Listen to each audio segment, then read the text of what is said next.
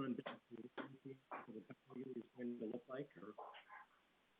So they're currently holding weekly webinars with local businesses featuring experts every Friday. So they had Community Future last week, but they'll be working with HR, banking, government, any other relevant sectors to provide assistance and education to businesses during this time. As well, Economic Development is holding a meeting this afternoon with Council and the Economic Development Advisory Committee to discuss the path forward as well. On the engineering services side, we're trying to keep things as close to business as usual as possible. We've continued awarding our tenders, and so far we've not had any indication that we won't be able to proceed with work. And obviously, it's a fluid situation, and if things change with contractor capacity, there could be some changes in our construction season. But right now, we're trying to keep it, as I said, business as usual.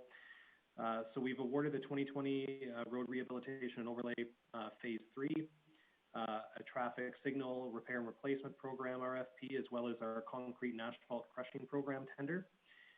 We also have tenders out for our first phase of sidewalk rehabilitation, 100th Avenue from 108th Street to 124th Street for our road rehabilitation, as well as our Phase 4 road rehabilitation and overlay program.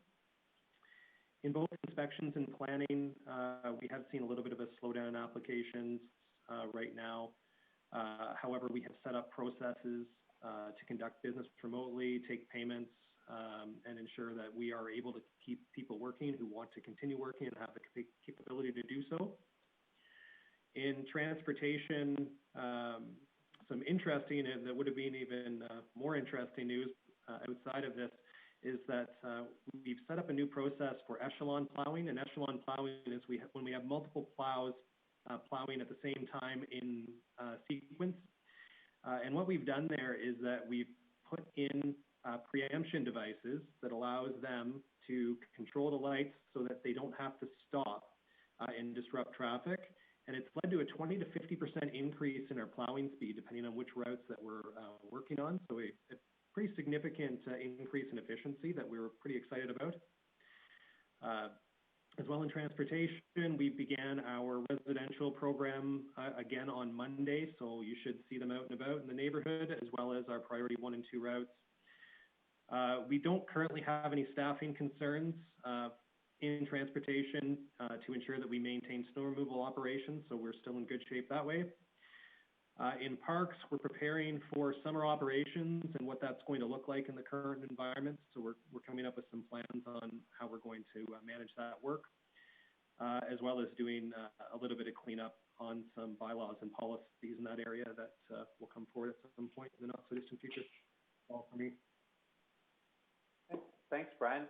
Any questions for Director Glavin? And if we can, maybe we'll do it kind of like we're at a meeting. If you could just raise your hand, and then that way I can acknowledge you so we don't all start talking at once. Councillor Minhas?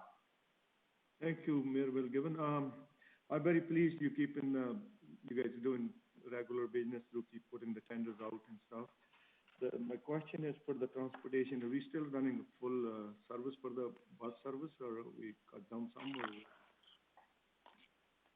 On the bus side, that would be a better question for Director Miller if he's on the call right now.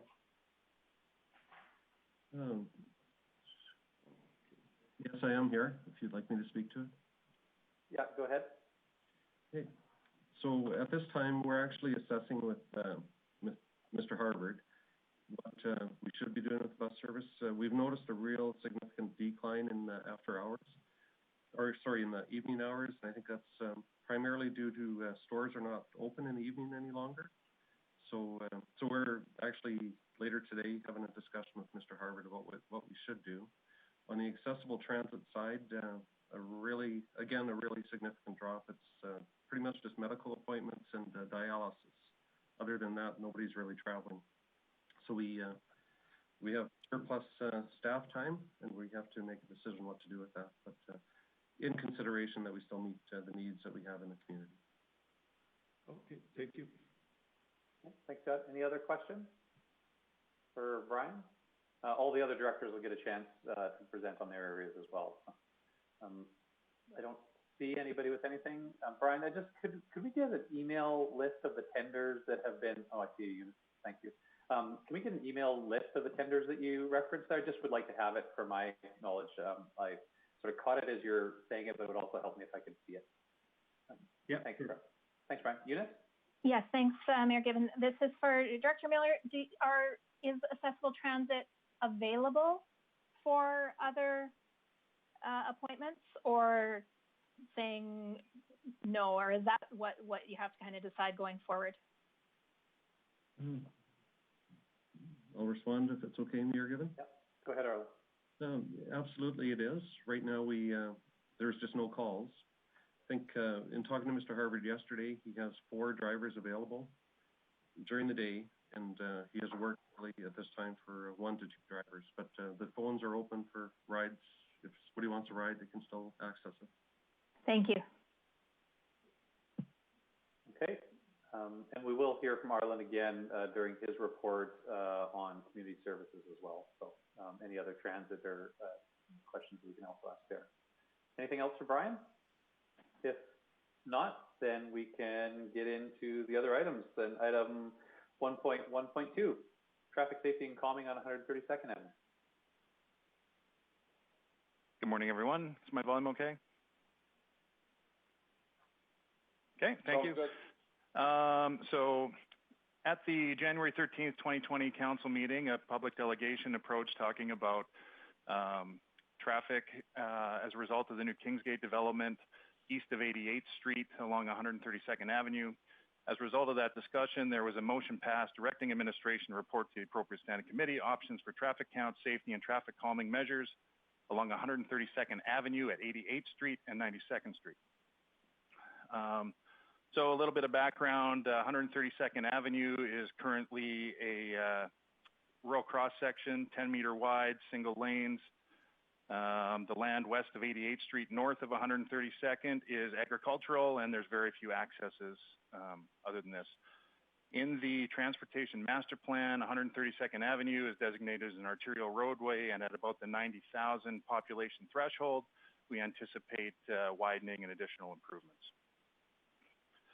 As a result of the request from administration, we undertook new traffic counts at both of these locations in late January, early February, before any social distancing measures were put into place, and we generated new warrant scores for both of these locations. Starting with 88th Street, when we calculated the new warrant score, it came out as a 20. So for context, we usually consider signal construction at a cutoff of 100.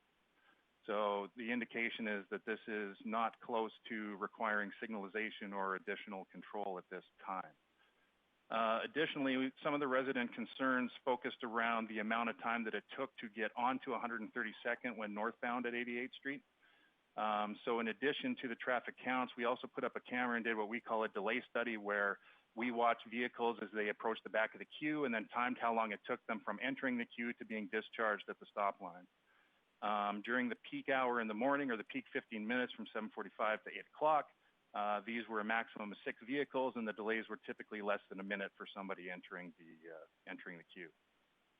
The other thing that we noticed there was that there was very poor compliance at the stop sign at this location. So as part of our assessment, we noticed that left-turning vehicles were non-compliant 40% of the time, right-turning vehicles were non-compliant 60% of the time. So we've undertook a sightline study and determined that we could swap out the stop sign for a yield sign at this location to help reduce that delay even further, and that's already been executed.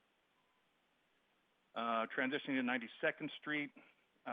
One other thing that I'd like to bring to your attention is if you look at attachment 2, which is a graph of the traffic volumes at 88th Street and 132nd Avenue, you can see that the spike in traffic here is very localized. It's a very small portion of the day, and that the other 23 and a half hours of the day, this intersection sees very low volumes. Oh, there we go. Thank you very much.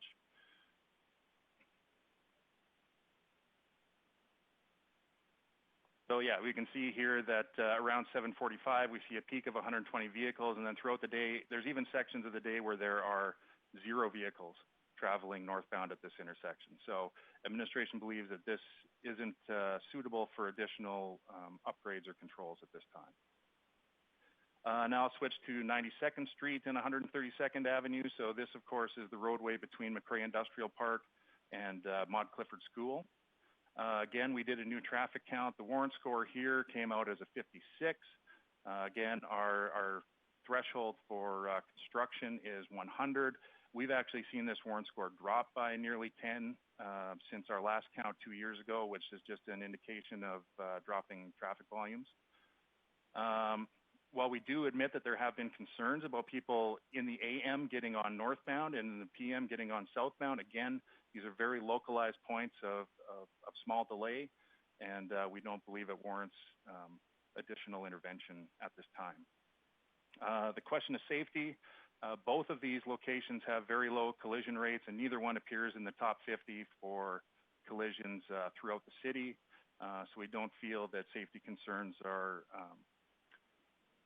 considerable enough to warrant additional improvements. As far as traffic calming goes, the speed limit on this section of road east of 92nd Street is currently 70 kilometers an hour, which is below our typical 80 kilometer an hour speed lane for a road with a largely rural cross section. So we believe that the speed limit is currently appropriate. So really that concludes my report. Our recommendation is that council receive this report for information. And again, our conclusion is that while there are some periods of the day where there are slightly increased delays, we haven't seen anything at this location to indicate to us that additional intervention is needed at this time. Furthermore, there will be a set of lights constructed at 97B Street and 132nd Avenue, most likely in 2021. And that'll give commercial traffic coming out of McRae Industrial a signalized option to get onto 132nd Avenue. So that concludes my report. I'd be happy to entertain any questions you might have. Okay, thanks very much, Mr. Nellis. I see Councillor Bressie. Great, great. Thanks for the report. I appreciate it. I hear about this area of town quite a bit, so it's good to be able to have some numbers to give back to residents next time I hear about it and say, hey, it's something that's been looked at. One question I had was, I found looking at the safety section of the report, there was a collision history of less than 3 injury collisions per year. That actually surprised me that there were that many injury collisions. When does the amount of injury collisions in an area go from being considered low to being considered something that we're more concerned about? So the number that you're referring to, the 3 injury collisions per year over 3 years, that's not what happened at this location. That is actually the tax standard. So gotcha. When we start seeing more than 3 injury collisions per year over a 3-year period is another trigger to start looking at signalization or advanced control. Gotcha. Thank you. Okay, Councillor Thiessen. Thank you very much, Mayor Given. Thanks for your report, Mr. Nellis. Just a question in regards to the yield sign at 88th Street. I want to thank you for taking the initiative to change that out and have it done already. I guess my question is having a yield there instead of a stop sign, does that have the potential, in your opinion, to negatively impact safety in the future on that intersection with people not coming to a complete stop? There are no studies that directly tie a stop or a yield to a higher rate of collisions. Basically, both of those are approved in TAC guidelines. And basically, we're just looking at sight lines, collision history, and speeds as an indicator of what the appropriate method of control is. So right here, we're seeing a very low amount of collisions, and we're seeing very, very low compliance with the stop sign that's currently in place. Those two factors have led us to conclude that it's safe to replace the existing stop sign with a yield sign. Okay, yeah, thanks for that justification. If there are no questions, Mayor Given, I'd be prepared to make the motion. Okay, does anybody have any further questions before we go to a motion on this? Okay, I don't see any. Go ahead, Chris. Thanks, Mayor Given. I would move that administration recommends that committee receive this report for information. I would move that committee receive this report for information. There we go. Great. Great. Thanks, Chris. Any discussion or debate on the motion? Then I'll call the question and look for a visual vote. All in favor? Yad? Councillor Minhas? Okay, thank you. That looks like that. Oh, Councillor Friesen. So it looks like Councillor Friesen may not actually be there. So following our thing of she put up a thing, so she was just not in the meeting at the time, so she did not vote on that. Shouldn't be recorded. Okay, thanks very much, Wade. Our next agenda item is the FCM Sustainable Communities Award. Is that Michelle? Good morning, Mayor Given. Sorry, can you hear me properly? Yep, you're great, Michelle. Okay, thank you. Yep. So good morning. Administration is seeking support from Council, supporting the submission of the Transit Solar Project to FCM's 2020 Sustainable Communities Awards. The Sustainable Communities Award celebrates innovative initiatives that demonstrate environmental responsibility and excellence. Projects awarded the recognition leverage current and advanced technologies and best practices in the area of environment and sustainability. The project should also have the ability to be replicated in most communities in the country to achieve national quality of life, sustainability, and climate goals. There are 9 different categories. The one that we're focusing on is the energy. The Transit Solar Project meets the criteria for the energy component. This category focuses primarily on sustainable production, distribution, or conservation of energy, and may incorporate renewable energy. The Transit Solar Project consists of an array of 480 photovoltaic solar panels, which is 192 kilowatts, and a battery energy storage system with 68 batteries and a capacity of 664 kilowatt hours. While other communities across Canada utilize PV solar to supply energy for their electric buses, we're not aware of any city that utilizes a battery energy storage system to charge their electric buses. The battery energy storage system stores the energy created on site through the solar panels, and the electric bus is charged from the BESS first and then from the grid. This system reduces our consumption, in turn decreasing our costs. Should this project be selected as an award winner, the city would have the opportunity to present at the 2020 Sustainable Communities Conference. The application requires a letter of support from Council.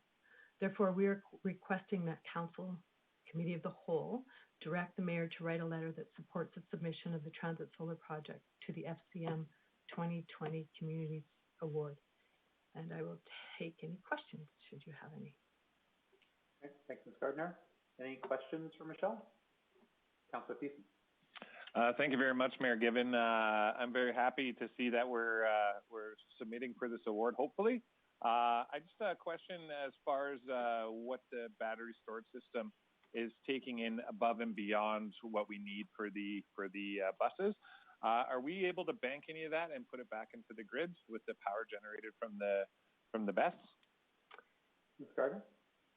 So Mayor Given, yes, we are able to, starting in the month of March, actually we were generating quite a bit of energy during the month of February, but not enough to overproduce. So starting from March, we are able to put more to the grid than we're charging from. We are currently, it's a fairly new system in that it wasn't fully commissioned about the end of August. We have had some challenges with data coming from the battery energy storage system, but the service provider is working on that. So that has made it difficult to ensure that what's going back and forth. We do have a interval meter at the transformer that tells us energy going in and energy going out. So that has told us that we are in a bit of a surplus for March. Okay, thank you. I guess I could follow that up with a question, but I guess we need more data over time to see how much we can anticipate to put back into the grid. But thanks for that answer, Michelle. Okay, thanks, Councillor Thiessen. Councillor Plott, did I see your hand? Yeah, thanks, Mayor Given. Just a question on the site. I'm a big fan of the project, and I think this is a great thing to take to the federal to hopefully see if we can get an award. But I'm just curious, are we tracking what it's actually saving us? I mean, if this is something it's a win for the community, is that something we can start messaging that's saying it's saving us this much man hours, this much energy cost? Like, is there a way we can start messaging this? Because we've all heard different things. I actually hear a lot of negativity about these buses and people being frustrated the city spent that kind of money. I support it, but I also would like to go back with some data saying, hey, these actually, in the beginning, there was some hiccups to get this set up, but So I'm just wondering if administration has a sense or a pulse on what this is actually, if this would have been a traditional bus versus these, what sort of savings we are seeing. Ms. Gardner? Yes, Mayor Given. So we are saving, I don't have the exact dollar figure. We could give you an estimate. However, one of the things that we are currently, and again, this goes back to sort of some of the challenges we're having with the battery energy storage system right now, but we do know that we're saving from a maintenance perspective, as well as we're setting up procedures. So there is a draft report that our energy analyst is working on right now that will be shared with Transit, hopefully within the next 2 weeks, that will identify opportunities. For example, currently the system is set up to charge 2 buses using 2 cords to charge the bus at a time, so that essentially both buses could be what we call fast charging. So we're looking at ramping that down to only one cord at a time, and that will reduce the spike in demand, so that when we have the additional 3 buses, so when we have 5 buses, the practice is in place so that we're not seeing an increase in consumption. They are saving us money, but I think so the dollar figure I had was around $1,200. When you look at diesel cost to operate a bus, and I don't know if Mr. Harvard's on the line, but there is an average. We could get that information and send that to council in the next week or so, if that would be helpful. I just think, for everybody else on council, I don't want to see a big work project, but I think it would be nice messaging if we could do that. And if we were looking at ever having more buses, it would be a nice piece of data to come to council at that point to say, hey, these buses are producing, helping us with our CO2 reductions, but they're also saving us money with a decent amount of accounting behind it. Not just to say, hey, these are great, but we don't know if we're really saving or not. And so for me, I think that'd be important stuff for the community to know. Big fan of them, Michelle, and I think they're great. I just would like to be able to quantify it with some numbers to the community to say these were a good investment. Yeah, thanks, Councillor Plott. I'd just say, Michelle, I think I agree. I think that would also help the application. I think that'd be important and relevant information for the award nomination to say, hey, it did this in terms of greenhouse, and then it did this in terms of operational costs and efficiencies. I think that would make a lot of sense. Were there any other questions for Michelle? Councillor Thiessen? Councillor Thiessen? Thank you, Mayor Given. Not a question, just a comment and sort of a direction based off of Councillor Platt's response. If my memory serves me correctly, the 2 buses that we saved on diesel costs expense to about $50,000 a year, what we'd save on diesel. And I think that's available very easily in a report that was given on the electric PV bus stations. So that should take maybe 5 minutes to find those numbers, because those calculations are already done. But from my memory, I think it's about a $50,000 savings a year on the diesel costs alone. Michelle? Mayor, given this draft report that we have will have actual numbers. So the actual numbers will be comparing what it costs to operate a 30-foot diesel bus to the 30-foot electric bus. We're trying to confirm that these numbers are available for the submission.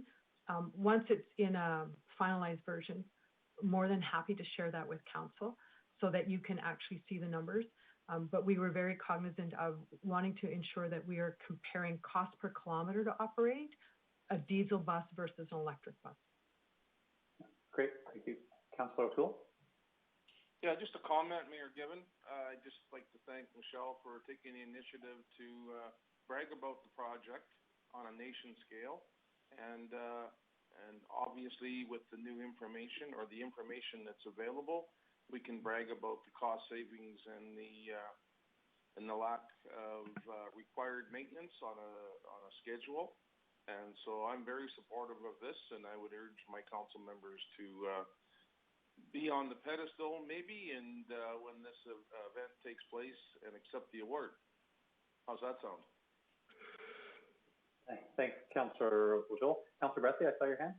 Yeah, I think the other thing worth highlighting for council too is that electric buses, greenhouse is nice, saving money is nice, but they also are often a better experience for riders in terms of our electric buses are quieter than our diesel ones and often smoother too. So it's also just a better service for the people that are on transit as well.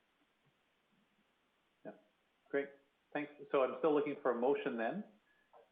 I'd be happy to make that motion. Sure, Councillor Bessie. Okay, thanks. The motion contained in the report. Yeah. Okay. Any discussion or debate on that motion? I don't see any. And okay, thanks, Jackie. Okay, so I'll call for the vote on Councillor Bessie's motion. All in favor?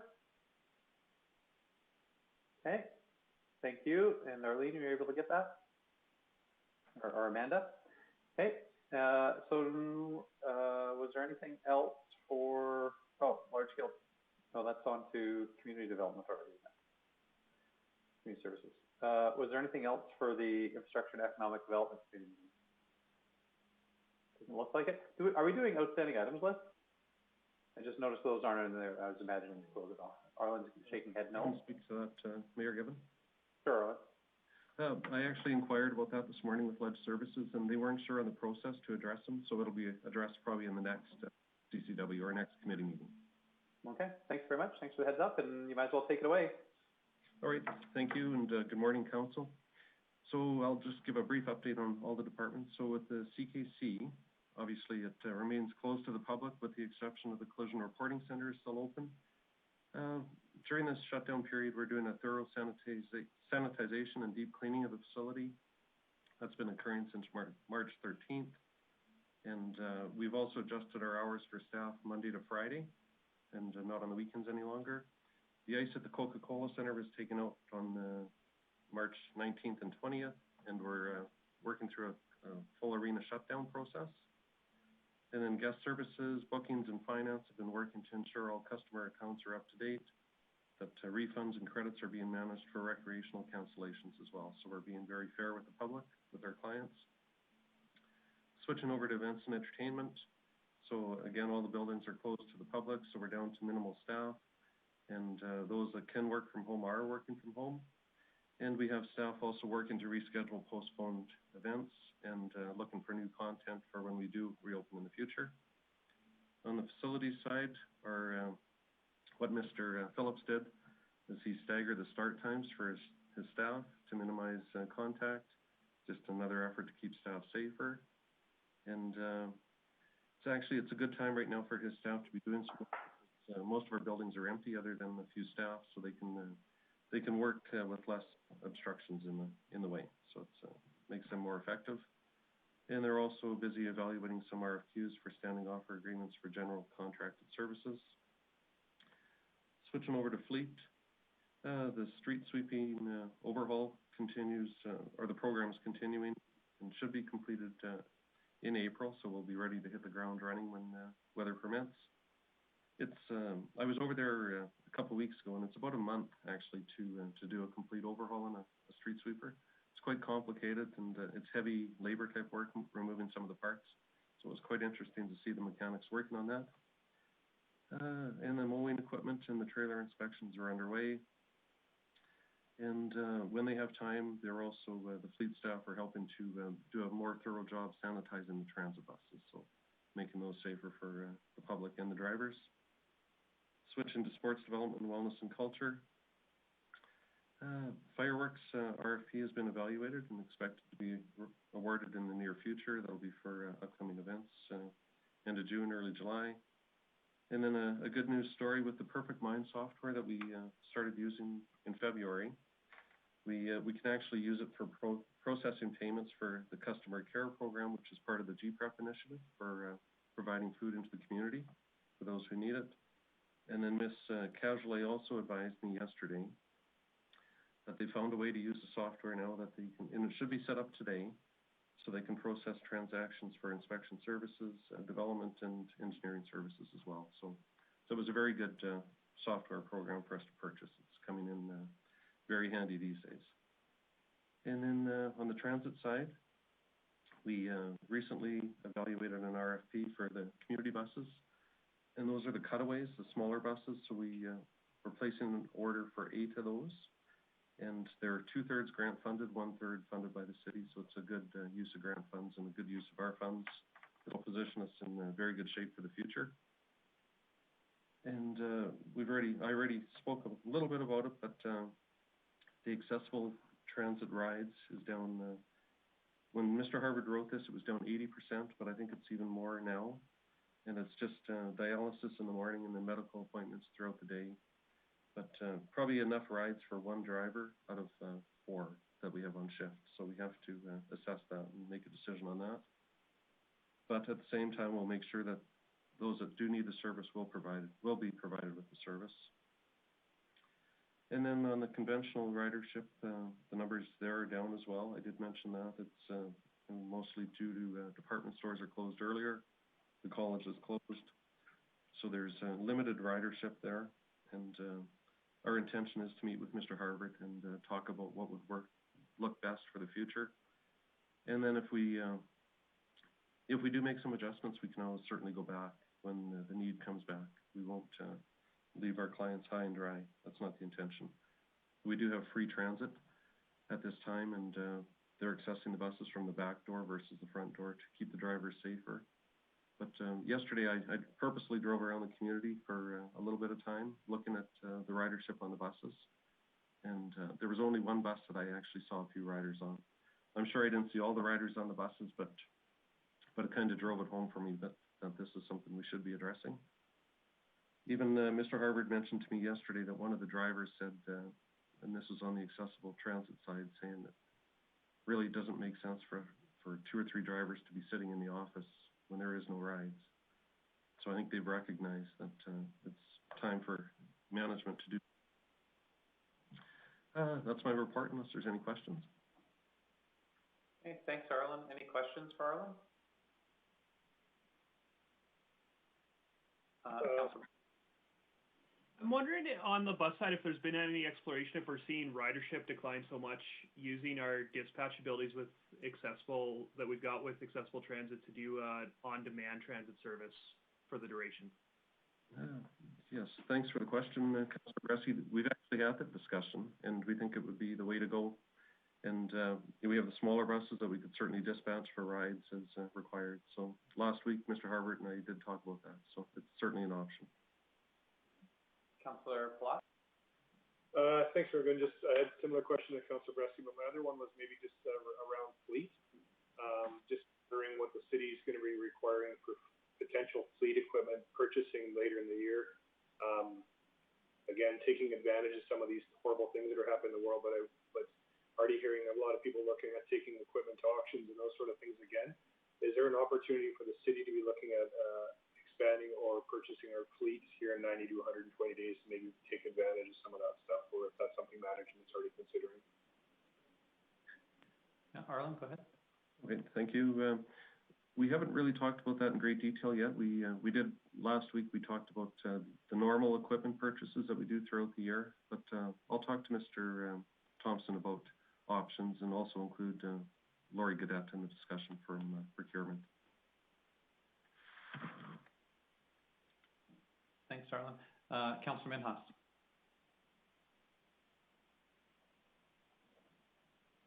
Your microphone's just turned off, so if you were talking there, we didn't hear any of that.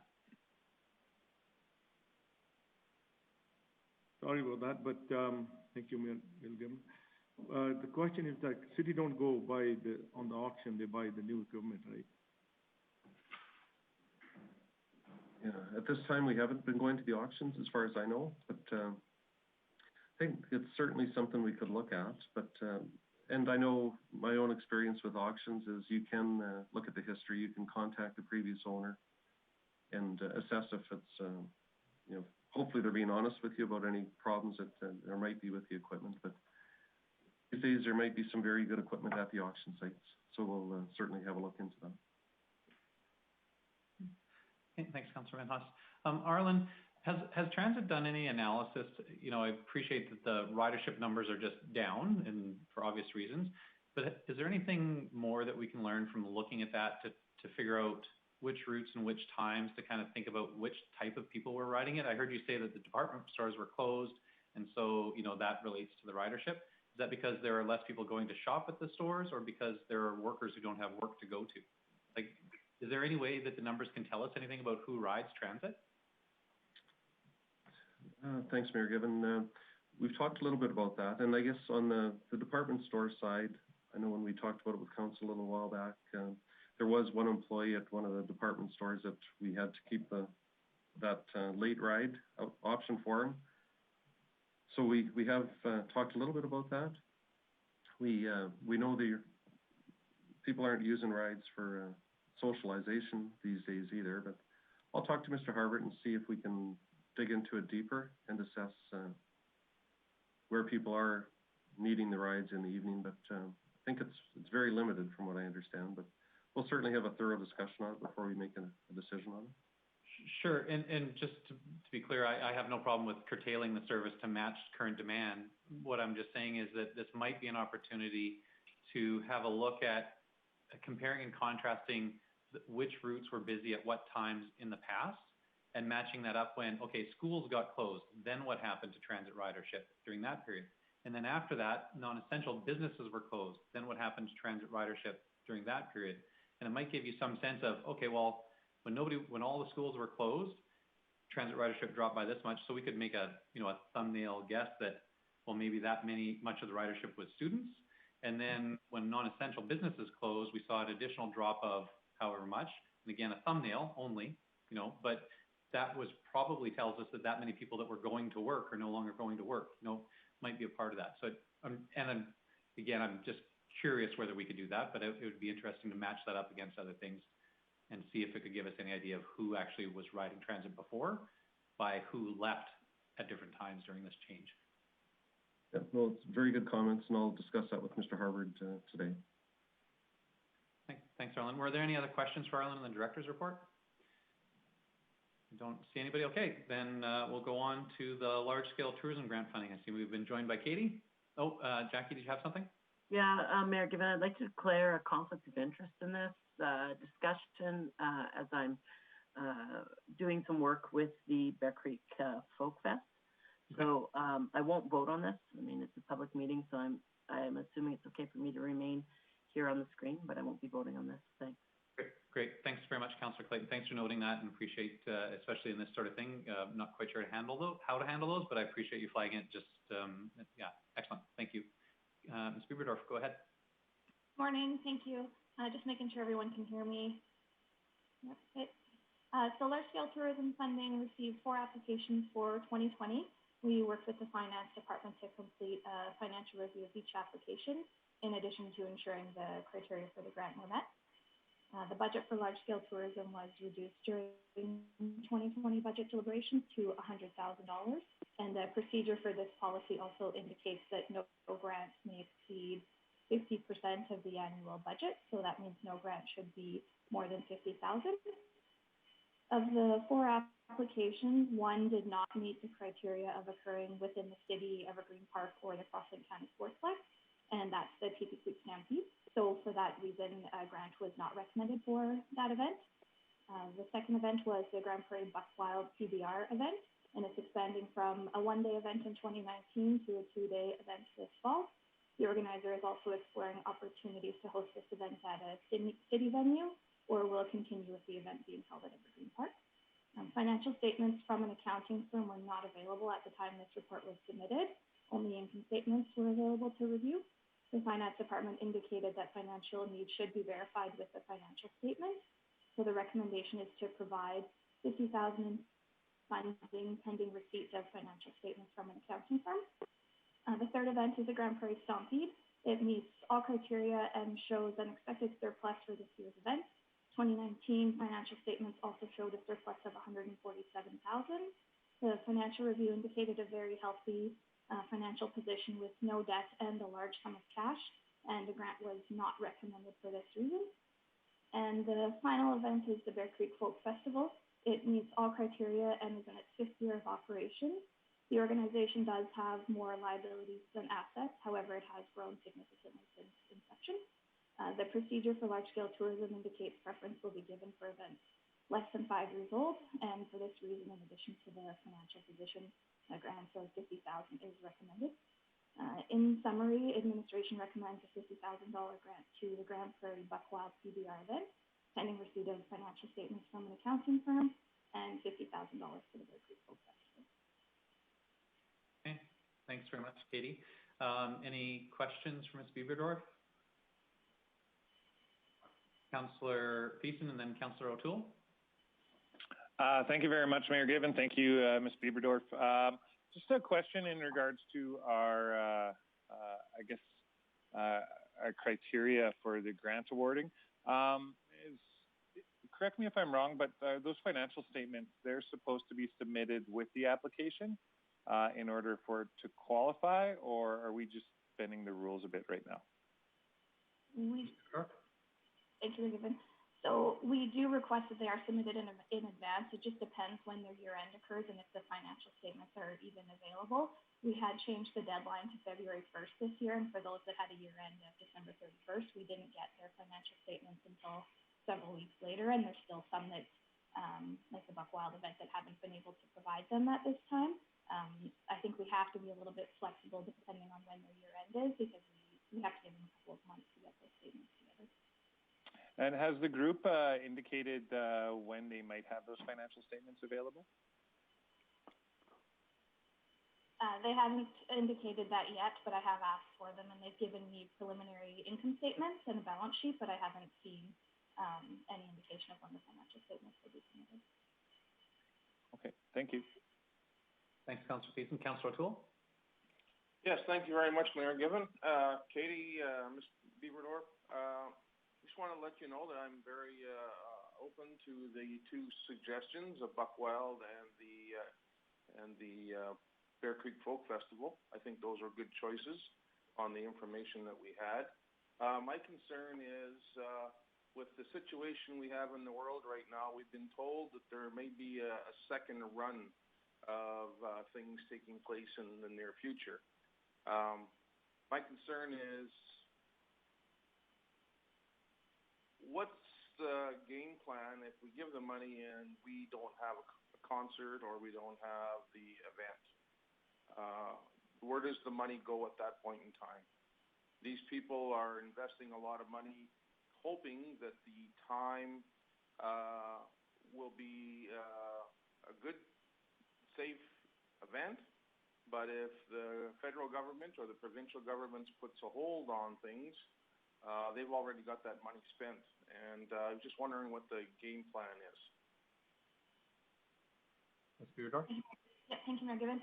So at this time, we had discussed with our manager, Ms. Kajulik, to hold the money till a little bit closer to the event date, unless there was a particular reason why they needed it really far in advance. As far as event cancellation, if they've already paid, I'm thinking artist fees and things like that for the folk festival, if they've already paid those fees, I'm not sure that we could request that they return the funds, but as of now, the plan would be to hold the checks until closer to the date of the event. Fair enough. Thanks for the answer. Councillor Friesen? Thank you, Mayor Given. Thanks, Ms. Bieberdorf. I do have a question for Folk Fest, for instance, is right at that cutoff where next year perhaps they're not eligible for funding. What would happen if, in the event they were unable to proceed this year, would we be able to hold over the funding for next year? Could we put in place a mechanism that would allow us to do that if their fifth year is not able to proceed? Ms. Bieberdorf? Thank you, Mayor Given. There's nothing indicated in the policy right now, but I would assume that council can make a motion to that effect because it's not currently clarified in the policy. So it's not excluded nor provided for. Correct. Okay, thank you. And the other observation that I'd make is that I think I heard you say, Katie, that it says preference will be given to events that are less than 5 years old. It doesn't actually exclude something that is 5 years or more. And so if it was a concern about the number of years, that it's a preference, it's not a cutoff. Is that correct, Katie? Yes, that's correct. Okay, thanks. So were there any other questions, or we'd look for a motion? Councillor Plott. Thanks, Mayor Given. Just on Bear Creek Folk Festival, I just wanted to, when I looked through the package, one of the things I didn't see was potentially the gifts in kind that the city provides, because we are in essence funding them less than we have in the past. But I do think we offer a fair amount of gifts in kinds with using our entire facility and everything else down there. Have we put a value to that at all for that weekend, or what that's worth?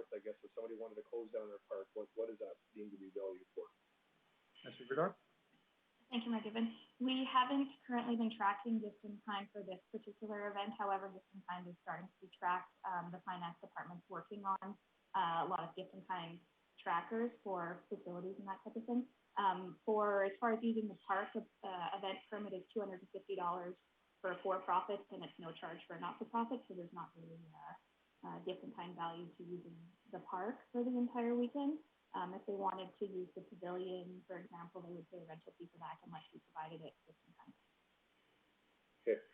So for me, I'm in support of giving Bear Creek Folk Festival money, but I would love to see us get that gift in kind portion figured out. So if another event come forward, we have a process in place.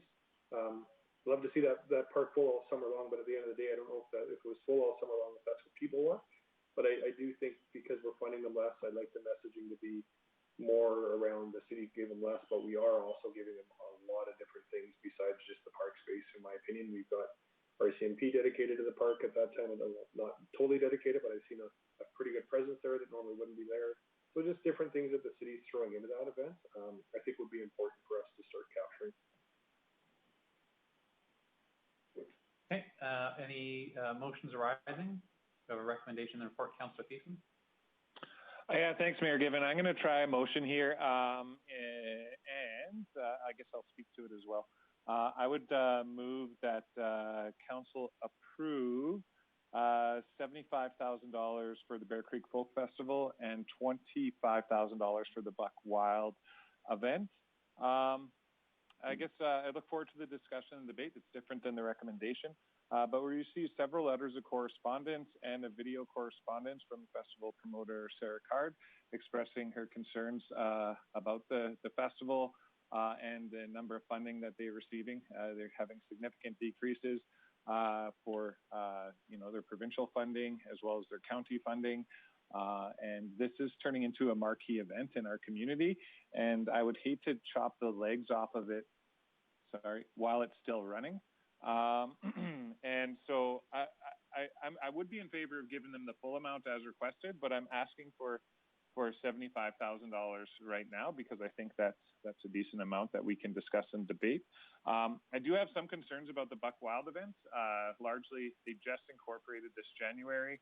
The event seems to be a growth, but also a duplication, which is sort of against sort of our funding criteria to get different events.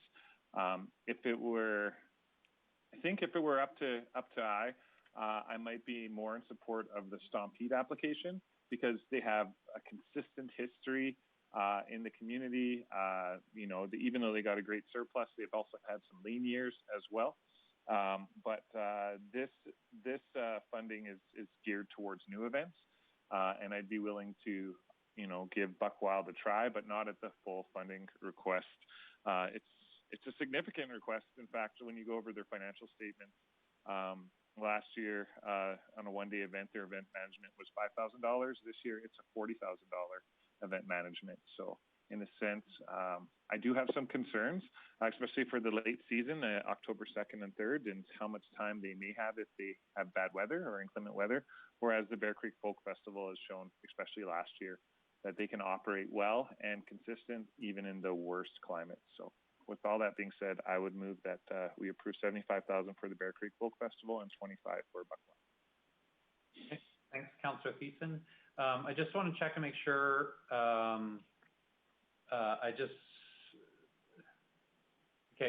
wanted to make sure, Kevin, Councillor O'Toole, I saw a note from Chris Manuel. Maybe just give me an audio check to make sure that we actually can hear you if you speak, Kev. Hello there, can you hear me? Yeah, okay, good. Just wanted to check that. Okay, thanks for the motion, Councillor Thiessen. Open for discussion and debate among the council members that are here and are going to be voting. Councillor Blackburn. Thank you, Mayor Given. I want to speak in favor. Excuse me. I want to speak in favor of the motion made by Councillor Thiessen. The amount that was proposed at $50,000 is a enormous cut from what we've given them in the past and what they may have been expecting from us. And I think that $75,000 instead of $50,000 would go a long way towards fixing that. I'm thinking that years from now, we're going to look back on the evolution of the festival the Bear Creek Festival, as legendary, especially in its first 5 years. After the disastrous weather that they had last year, it did affect their financial well-being. And although it didn't really affect the support and the participation of its audience, which was a very hardy audience and did the festival well. So the festival continues to grow and become a premier event in Grande Prairie, and becomes known as one of the reasons that Grande Prairie is a great place to live, work, and play. And it would be a real shame if that same legendary story included the fact that the city itself let the festival down by dropping its support by more than 37% during that crucial 5th year in which the event needed to recover from the financial stresses of its first few years. So I would definitely be in favor of going over the $50,000 limit. Thank you. Thanks, Councillor Blackburn. Any other discussion, debate? Councillor, okay, good. I see Councillor Bressie and then Councillor Plott. And then, Arlen, did I see your hand? Yeah, okay. So we'll go to Arlen first before we go to council members. So Arlen, you maybe have some administrative advice. Yes, thanks, Mayor Gibbon. Ms. Casually advised that the criteria actually states no single grant should exceed 50% of the budget. So our budget is $100,000. So the motion for 75 does exceed the policy. Sure. I guess I'd make the observation it's council's policy, and it does say should. No, I agree 100%. I just wanted to make sure you were aware of that. Okay. Yeah, thank you. Councillor Bressie, then Palat, then O'Toole. Yeah, thank you. A few thoughts. One is I'm not personally, the procedure doesn't weigh in heavily for me. I'd point out that it's in the procedure is my understanding, not in the council level policy that the 50% is talked. And also the way I read the policy is, and I can see different interpretations, but the way I read it is we should take into account whether or not it's going over 50% of the total funding pot. I personally don't interpret that procedure as saying that that's the cap. But again, maybe that doesn't matter because council can definitely do as council does. For me, I think that I support this motion because it doesn't make sense to me to fund the two events the same size, to the same amount of money, because this is a large-scale tourism event grant. And I think the Bear Creek Folk Festival, their marketing plan, gives me a lot more confidence in the tourism aspect of their event for two reasons. One, they've got good data to show in the history, the postal codes and where their audiences come from. And it clearly shows that over 40% of their people, they've got actual data to show that 40% of their attendees are coming from outside of our immediate market. And the other thing that I really appreciate is they gave us a detailed marketing plan that shows how they're going to invest money, raising their profile outside of our immediate area. And so for me, I think that if I'm comparing event to event, I don't necessarily have a judgment about which one's better, which one's worse. But when I'm comparing money put into specifically raising our profile for tourism, it's really clear to me that the Bear Creek Folk Festival has better data and a more robust plan. So I think this motion makes sense. I think one concern I've got that I'm mulling over how we could do this, and I think this is a question for administration. Is there any opportunity for us to put financial controls in place to make sure that the money that the city invests in this goes towards either the 2020 event if it happens, or if not the 2021 event, and doesn't go towards past debt? In terms of, I know the board, I've got confidence in their board that that if they say the money is going to be set for future events, not for debt service, so that's how it will be used. At the same time, I think that our community, if we're going to give money to them, would appreciate a higher level of oversight and would appreciate that confidence. So is there any kind of financial controls we could give in terms of us paying artists directly, or I don't know, anything we could do to put a financial control in place to make sure that our money is going towards future events? Katie, is that something that you can answer, or is there somebody who could support Katie on that, on the sort of financial control side? Katie? Thank you, Mayor Gibbon.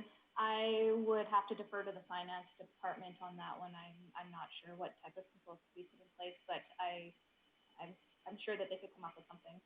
So then maybe what I'll say is I'm supporting this motion today, but I'd appreciate if if this motion does pass and it comes to council, if we could have some, maybe more information, some conversation around that before council makes a vote.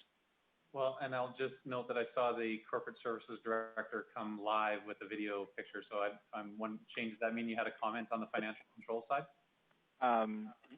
Yes, that we can look into this before we sign any final agreements with these organizations, and we'll have some information before this comes to council. Thanks for that, Shane. Okay, I think I had Councillor Plott next. Kind of lost my order there, but Councillor Plott and then Councillor O'Toole. Okay, thanks, Mayor Gibbon. I'm just wondering if the motion can be split in two. I guess for me, I'm in support more of the Bear Creek motion. I'm not sure I'm not sold on that I'm supporting the Buck Wild event yet. And so I can't support the motion as is because I don't think I'm going to be supporting the Buck Wild. So I'm just wondering if we could split the motion, please. Yeah, absolutely. We can split any motion when it has two sort of standalone parts. And so, yes, we'll do that. So let's discuss and debate the Bear Creek Folk Fest first then. And so we can limit our comments to that portion. We'll vote on the Bear Creek Folk Fest portion of it. And then we move on to the second part. Councillor O'Toole. Yeah, I won't be supporting this motion. I just think there's a lot of money going out to something that is weather predictable, and also this deal that's going on throughout the world. $75,000 is a lot of money. It's not as much as 100, but with all the situation, I agree that we need to do something for tourism. There's no doubt about it. But with an outdoor event, weather predictable, we had a bad situation last year that there probably would have been more attendance. A couple of years before that, it was very, very cold and the attendance was quite poor. So I just wish that they had a better situation where we could figure out what the weather was going to be like, and maybe if we needed to, we could switch dates. But at this point in time, I'm not supportive of the $75,000. Okay, thanks, Councillor O'Toole. Did I have anybody else left in the queue? Councillor Bresty? Just another request for administration. If this motion does pass and this does come to council on Monday, is it possible could you guys bring historical attendance numbers for it to our next council meeting? I hear comments about attendance in our discussion often that I'm not sure the accuracy of. So would it be possible just to have those, if this does come to council, be presented to us on Monday? Who would like to answer that one? I can take that one, Morgan. I can pull the application forms and reports from previous years and put together the numbers for the last 4 years. Great, thank you. Thanks, Katie. So is there anybody else? Sorry, Councillor Plott and then Councillor Thiessen and we're still on Bear Creek Folk Fest. Okay, thanks again, Mayor Gibbon. I'm kind of with Councillor O'Toole on this. At first, I want to support it, but then the more I look at my whole intent with this funding from years ago was to slowly divest, and I appreciate we went 100, 187.5, but 75 is a pretty small drop. I've also got concerns from talking to some of the major event sponsors from last year. Just the recognition of sponsorship wasn't handled maybe really well, and maybe that's partly why they brought somebody like Councillor Clayton in to help them with that. But I'm not sure it's our responsibility to keep funding something if we're not sure that they're doing all the things in their powers as best they can be. I think the event would still go on at $50,000. So I'm not sure if I'm going to be supporting the motion because I'm not convinced that this organization is still doing everything in their diligence to make sure that we're not their only or one of their funding sources. So I'm on the fence. Looking forward to hearing some more comments, but I'm struggling with 75,000 because I do think we need to be divesting this. This is a 5-year-old event, and at some point it needs to stand on its own. Weather was bad last year, and yet it was still a great turnout. I think this is going to be a year. I think we're going to see the community rally around these kind of events if it's allowed. I think the event itself is a great event. I just don't know if it's our responsibility to keep funding that sort of money, plus gift in kinds. We're probably in the $100,000 range if we do $75,000. I just think that's an awful lot for a 5th-year event. Thanks, Councillor Plott. So I had Councillor Thiessen in the queue. I saw Councillor Blackburn, then Councillor Minhas. I'll just jump in to say that I do support the motion at $75,000. In terms of events that are doing more to support themselves, when you look through the package and the range of different events that the Folk Fest has organized throughout the community over the course of the year, it's pretty clear they have an extensive plan of trying to raise their own funds. Every other one of these events that we're looking at, even the ones that hadn't been recommended, but the all four, the Folk Fest appears, at least on my read, to be the only one that is actually making a 12-month effort to be visible in the community and to raise money in the community to help themselves.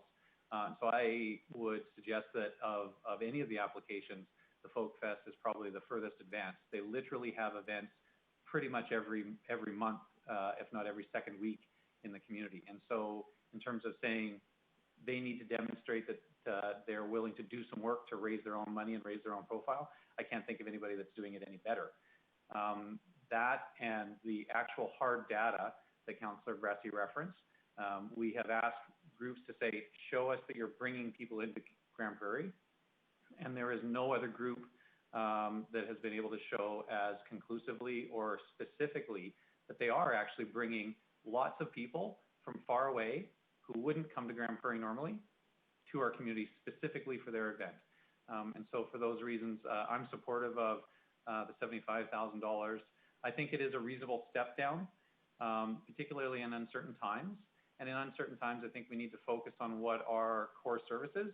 And I think over the last number of years, the Folk Fest has become not necessarily a core service per se, but certainly a feature profile event for the community.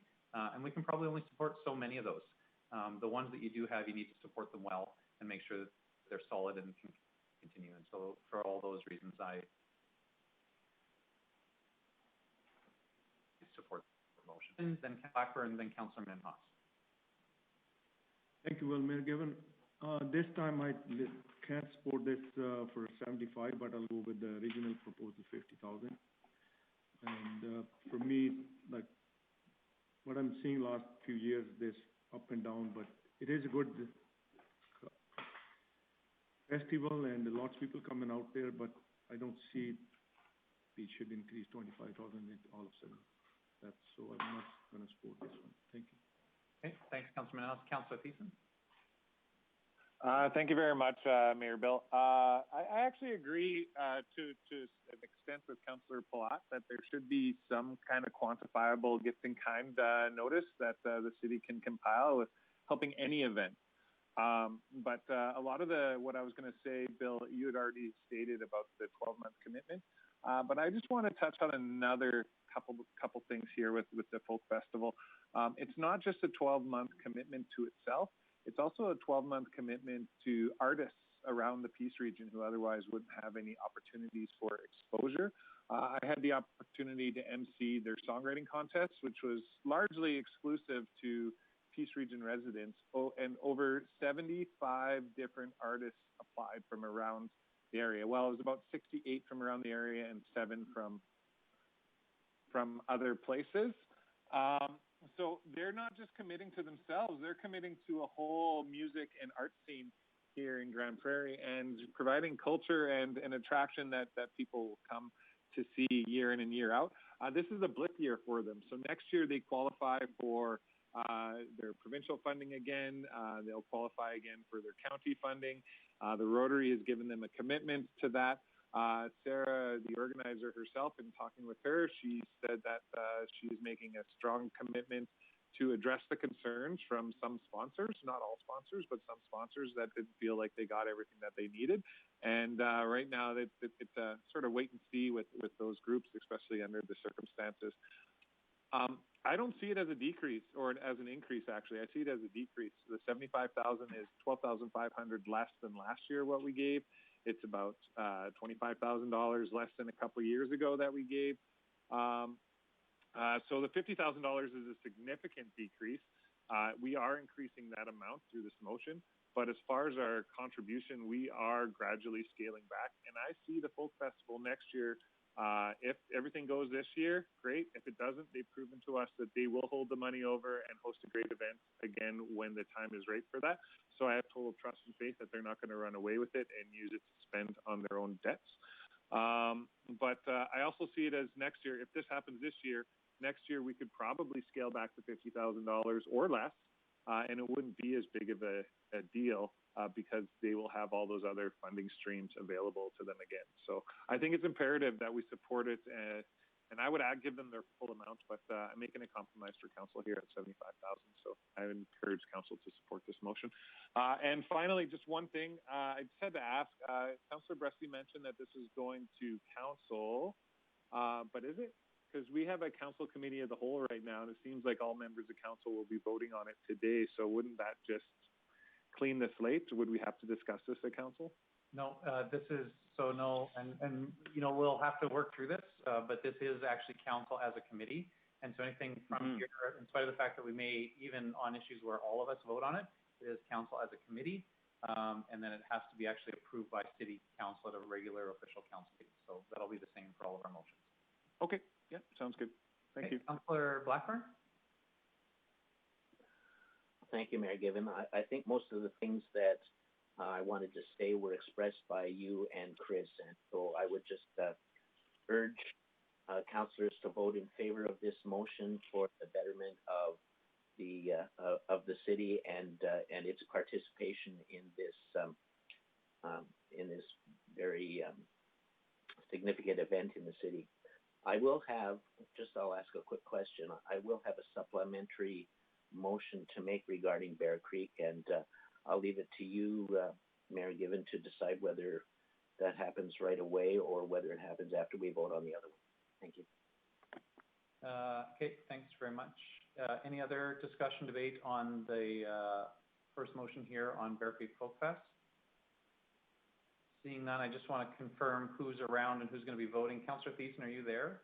Your screen has changed to the name, and I'm getting some notices that my internet is sometimes slow. So, Councillor Thiessen, are you there? Yeah, I'm here. Okay. My apologies. I was sending a text. I had a text come through, so. Okay. So yeah, so let's make sure if we're going to start to take it that if you're showing a name, then that means that you're not there. Appreciate that internet may be up and down as we go through this. So I'll do a little bit of a call on every vote just to make sure people are still live and they can actually cast a vote. So I don't see anything else on the Folk Fest motion. Councillor Minhas? Well, this is the one motion we just talking about, Bear Creek Festival, not Stump, right? Yeah, that's right. Yeah, so this is the first motion, was split from the two, so it is a motion to award $75,000 to the Bear Creek Folk Festival. I don't see any other discussion or debate, so I'll call for the vote. All in favor? Okay, and opposed? Okay, so 2 opposed, that motion carries. And so we can go on to, so Councillor Blackburn, I just want to check, was your motion relative to funding or anything that would have an impact on the second motion? No, it would have no impact on the next motion. So, but it's regarding funding, so it's mostly to do with timing. Okay, so why don't you make that now if it's related to Folk Fest so we can keep them together? Sure, thank you very much. So I would move that committee recommend to council that the funds that we give to the Bear Creek Folk Festival be given to them as soon as feasible, and that they be allowed to hold those funds if the festival is postponed for a year due to COVID-19. And just to speak to the motion, I know that there was some suggestions about us holding on to the funds to ensure that the festival is going to take place.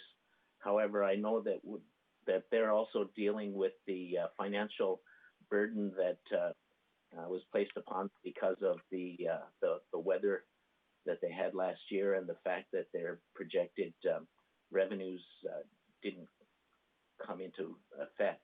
And I think in order to help them to survive that and to move on, they could make use of those funds right away. So I'd like to be giving them as much help as we can. Okay, thanks for that motion, Councillor Blackburn. Is there any discussion or debate on the motion? Yeah, Councillor Bressi, then Councillor Palat.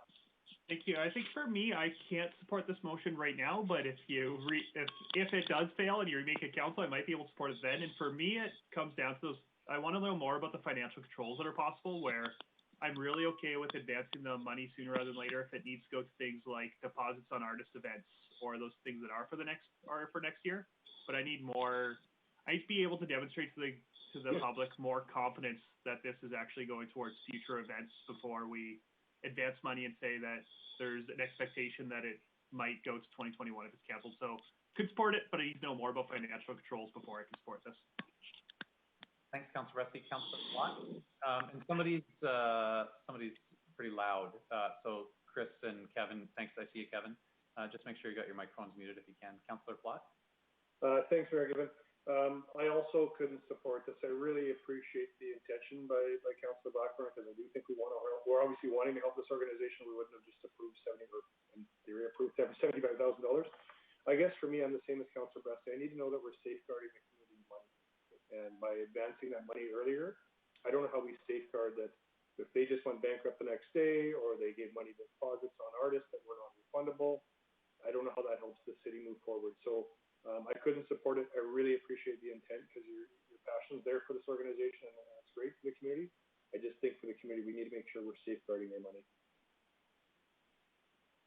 Thanks, Councillor Platt. Councillor Thiessen, then Councillor O'Toole. No, not Councillor Thiessen? No, okay, thanks. Councillor O'Toole? Yeah, I won't be supporting this either. I think we have a commitment to make sure that the funds go into the proper channels and spent as appropriately as possible. And I think that I need more information, similar to what Mr. Bressy had said. At this point in time, I am not in favor of the motion. Okay, thanks, Councillor O'Toole. I don't see anybody else in the queue. I'll go to Councillor Blackburn to close. Thank you, Mayor Given.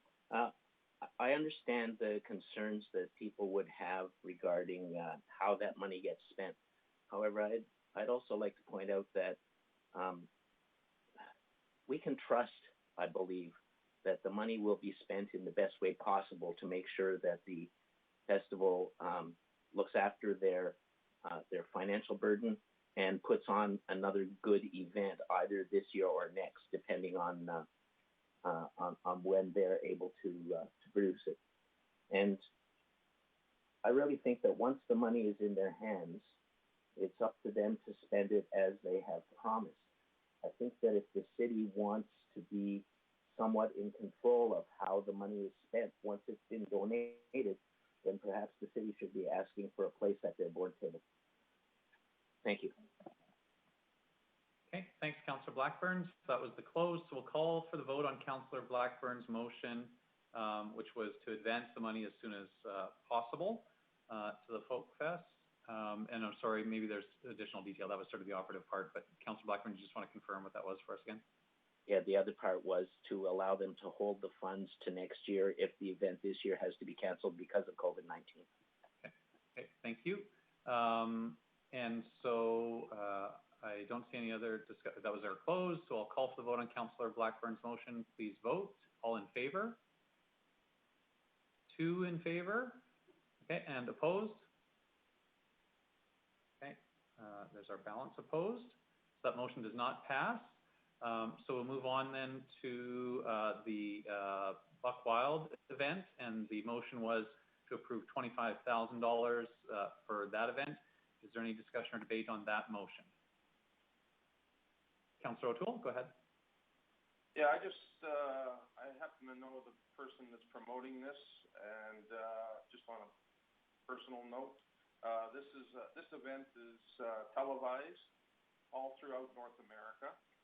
It is going to be. It was held last year at in the county Terra Center, and actually it was out at the Lewis Hawks Pavilion. The place was absolutely packed, very well attended, very well professional bull riders. They come from all over North America. About 50% of them come from the United States. I would suggest that this is not the same event as what the Stampede would be. This is about 3 hours of bull riding and entertainment at the end. So my concern is that people thought that this would be a very limited event. They are looking at getting it into the Grande Prairie at the Revolution Place. And for a number of reasons, they can expand. And with that, I'm just saying I would like to see this supported. Okay, thanks, Councillor O'Toole. Any other discussion or debate on the motion to approve the $25,000 in major tourism funding for the Buck Wild event? I don't see anybody. Then I will call for the vote. All in favor? Okay, Councillor Minhas, your vote. Okay, so that's all in favor. That was unanimous then. Just want to make sure. Are any opposed? Councillor Plott, opposed? Councillor Plott, is that correct? Yeah, okay, thank you. So we had one opposed. That motion carries. And I think that concludes our business for the large-scale tourism grant funding. Katie, was there anything else that we needed to do in terms of that? No, I'm good, thank you. Okay, thanks very much, Katie. Thank you. And I think that also concludes our Community Services Committee meeting. And that should take us then to Corporate Services and Director Bork.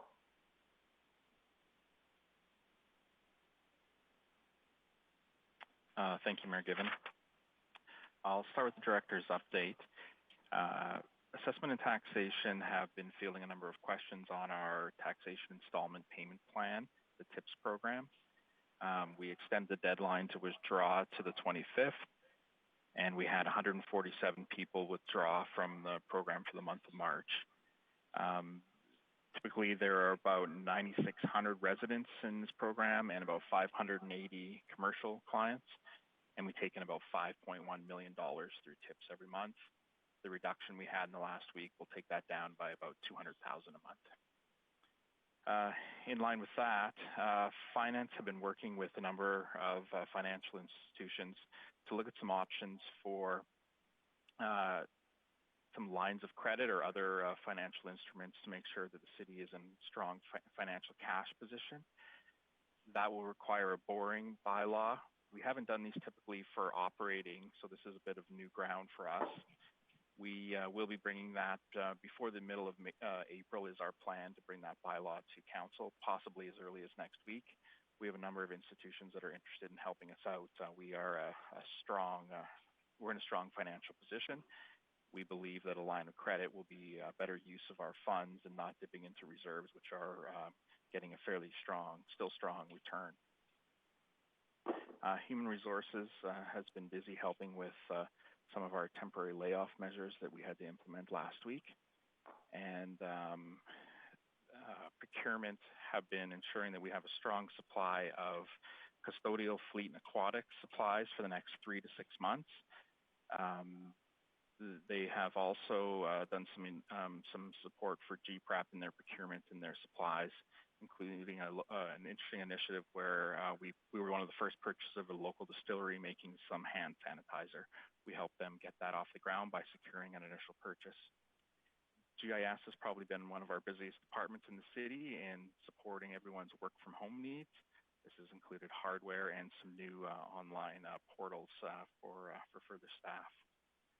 And that is the bulk of my update here today. Okay, thanks very much, Director Bork. Any questions for Shane? Sorry, Councillor Bressie? Great, thank you. I don't know if this is more a question for our director or if it's for our city clerk, but just in regards to the borrowing bylaw, I know there's some, if I'm remembering the MGA right, there's some legislative timelines that it takes to pass a borrowing bylaw. Are there any concerns about just how long the MGA requires this process to take about us being able to generate cash flow in time? Shane. Bork? Not at this time. Our cash flow is in a really good spot right now. We're looking forward to make sure we have this in place. We're looking more July and August. That's why we're going to bring it to you early in April to make sure we have all the tools in place so that we're not in any danger. So right now, no concern. Thank you. Okay, anything else for Shane on his director's report? Okay, seeing nothing then, we'll go into bylaw C 801F, amendments to the downtown BRZ bylaw. And Arlene, are you introducing that? No? I will be, Mayor Given. Oh, thanks, Scott. Okay. Not a problem. Morning, Council. Hopefully you can all hear me. I'm on the phone. So I have 3 reports here for you today, entailing 6 bylaws. The first one is essentially just a housekeeping item. It's an update to bylaw C801, and I'm here to ask that Council give 3 readings to the amendments. Essentially, the housekeeping items is just name changes that happened when the MGA was updated a couple years ago. When the MGA was updated, business revitalization zones are now called business improvement areas, and this is a bylaw that we overlooked. All our other bylaws have been updated with that terminology, so this one's just being brought forward to update that terminology.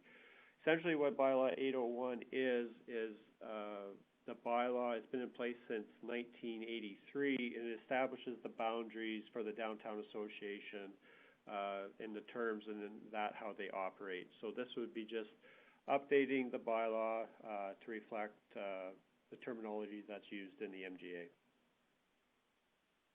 Okay, thanks very much, Scott.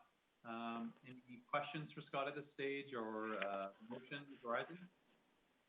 Councillor Minhas? You'll have to get your microphone, Councillor Minhas. I'll move the motion as recommended. Sorry, Councillor Minhas is making the motion to recommend this up to Council. Any discussion or debate on that motion? I don't see anybody ringing in. Then I will call for the vote on Councillor Minhas's motion to recommend this forward to Council. All in favor? That motion carries, and a thumbs up from Councillor Thiessen. Thank you. Unanimously, I believe. We can go on to our next item, business improvement area assessment and tax bylaws. That's probably Scott as well, isn't it? Yes, it is, Mayor Given. So this report will entail 3 bylaws that have to be passed in order for us to levy, I guess, the tax on the downtown businesses, which allows us to recover the funds which we provide to the Downtown Association. If you remember back on March 9th, Council passed the Downtown Association's budget. These bylaws that would be put in place allow us to recover those funds. So here to ask that Council give 3 readings to the 3 bylaws. The first bylaw, C1415, sets in place the terminology and the methodology to calculate the assessments. The second bylaw would allow us to impose a tax. And then the third bylaw that would be put in place would set the tax rate. And under Section 371 of the MGA, 2 of the bylaws, the first 2 must be passed before May 1st. Okay. Oh, sorry. Go ahead, Scott. Sorry, just looking at the numbers, you'll see a slight decrease in the assessment in the downtown businesses. You'll see a small decrease of 2.8%. That's mainly due to just some vacancies we've seen downtown when we did the inspections earlier in the year. So that is causing the tax rate to increase slightly. Essentially, the Downtown Association's budget is the same. The city's costs are essentially very close to being the same as last year, but that decrease in assessment is causing the tax rate to go from 1.87% last year to 1.93% this year. Okay, thanks very much, Scott. Any questions? Councillor Bressie? Councillor Bressie, I'm not hearing you. I think you forgot your hard switch. Oh, sorry. Maybe this is a question for Councillor Palat, who's on the Downtown Association Board as our representative, or that's Councillor Thiessen now, isn't it? So maybe this is a question for Councillor Thiessen, who's our rep on the Downtown Association Board. It was a very different world, especially for retail, on March 9th when we approved the Downtown Association budget. I'm wondering if there's been any conversation with the board of if this is still a budget that they stand behind, or if they'd like to make cuts to the budget to save their members some money coming into the summer. Hello, boy. Yeah, I can speak to that. Sorry, no video. I'm in the bathroom. In regards to the Downtown Association, they haven't done any significant cuts. We have been writing letters to the province as well as to the federal government. Right now, we were looking at reducing our budget, but with the federal announcement of 75% wage subsidies for 30% revenue loss, I think that impacts every member of the Downtown Association. So in our last board meeting last week, we were all fairly confident that everyone would be able to apply and receive that subsidy. So there was no reductions in our budget. Okay, thanks for the answer, Councillor Thiessen. Any other questions or comments we should look for motions arising? Councillor O'Toole? If it's all right, I'll make the motions. I'll start off, do all three of them. I move that the Corporate Services Committee recommend City Council give 3 readings to Business Tax and Assessment 2020 Bylaws C-1415. Great, thanks, Councillor O'Toole. Any discussion or debate on that motion? Again, this we'll see this again at council. We'll go through all 3 readings, but here we only have a motion to send it up to council. So is there any discussion or debate on that motion to send this up to council for consideration of 3 readings? Councillor Bressie? I don't have discussion or debate on this, but I'd like to make a follow-up motion before you move on to the next agenda item, just so you know. Okay, thanks, Councillor Bressie. Okay, I don't see anybody ring in, so I'll call for the vote on Councillor O'Toole's motion to recommend this forward to council. All in favor? Looks like that, and Councillor Thiessen is in favor as well, so that motion carries. Councillor O'Toole, were you going to carry on to the next? Oh, sorry, Councillor Bressie, you said you had a follow-up. Great. I'd move that committee. I'd move that committee request from the Downtown Association Board comments on the continuation on the. I'm looking for a wordsmithing. Basically, I'd like us to formally ask the Downtown Association Board, do they still endorse the budget they gave us? I think that on March 9th, we passed their budget based on correspondence from the Downtown Board. And in light of the last couple of weeks, I think it would be a good dotting our I's, crossing our T's to ask for. It's good to hear from Councillor Thiessen and the board's been talking about this, but I think it would be good for us to be able to show our residents that we've asked for this formal feedback that they still endorse the budget. So I'm looking for maybe some help wordsmithing, but basically move that that committee recommend from the Downtown Association Board comments on the continuation of their 2020 budget as previously presented. Maybe, Councillor Bressie, it would be committee request administration or direct administration request the Downtown Association provide their opinion of the relevance of the 2020 budget prior to council voting on these motions. Yeah, that's better than mine. Thank you. But it's just shorter. Like basically, all we're asking is go talk to them, tell them that they need to come and tell us whether they still stand behind that budget. Yeah. Thank you. Intent, right? Yeah. Yeah. Okay. Okay. Any discussion or debate on Councillor Bressie's motion? It really is direction to administration, basically asking administration to reach out and let the Downtown Association know that we want to hear from them before we're asked to vote on all these motions at next council. So that's, an email, and I'm sure we would hear from the association either in a written form or at that council meeting. So any discussion or debate on Councillor Bressie's motion, which is direction to administration? Councillor Thiessen, then Councillor Palat. Yeah, thank you, and thank you for the motion, Councillor Bressie. I'll be supporting this. In fact, I'll also follow up with Wendy shortly after, and just double dip with administration to ensure that she's at her next council meeting to discuss this further. So, I don't think she'd be opposed to that at all. Okay. Thanks, Councillor Thiessen. Councillor Palat. Thanks, Mayor Given. I appreciate the motion, Councillor Bressie. I think it's a great motion. I think it's important to relook. Lots changed in 3 weeks. I know I'm part of a condo board that we're talking about not planting flowers just to save some money because we're worried about common area costs. So, things have changed in 3 weeks. So I appreciate the motion, and it'll be nice to see if the Downtown Association wants to continue on with the budget or reduce it to maybe help the tax burden for their area. Okay, thanks, Councillor Platt. Was there any other discussion or debate on Councillor Bressy's motion of direction to administration? Seeing none, then I'll call for the vote on that motion. All in favor? That looks unanimous. Thank you. And then Councillor O'Toole, do you want to move on to the second one? Yes, Mayor Given, thank you. I move that the Corporate Services Committee recommend that City Council give 3 readings to Downtown Business Improvement Area Business Tax 2020, Bylaw C-1416. Okay, thanks, Councillor O'Toole. Any discussion or debate on that motion? Seeing none, then I will call for the vote. Please vote. Okay, and then our final one, Councillor O'Toole. Thanks again. I move that the Corporate Services Committee recommend City Council give 3 readings to the Downtown Business Improvement Area Business Tax Rate 2020, Bylaw C-1417. Okay, thanks very much, Councillor O'Toole. Any discussion or debate on that motion? Again, seeing none, then I will call for the vote. Please vote. All in favor? That motion carries unanimously. Okay, thank you.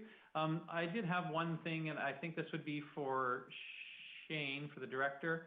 I'd like to, before these come to, or when these come to council, I'd like to know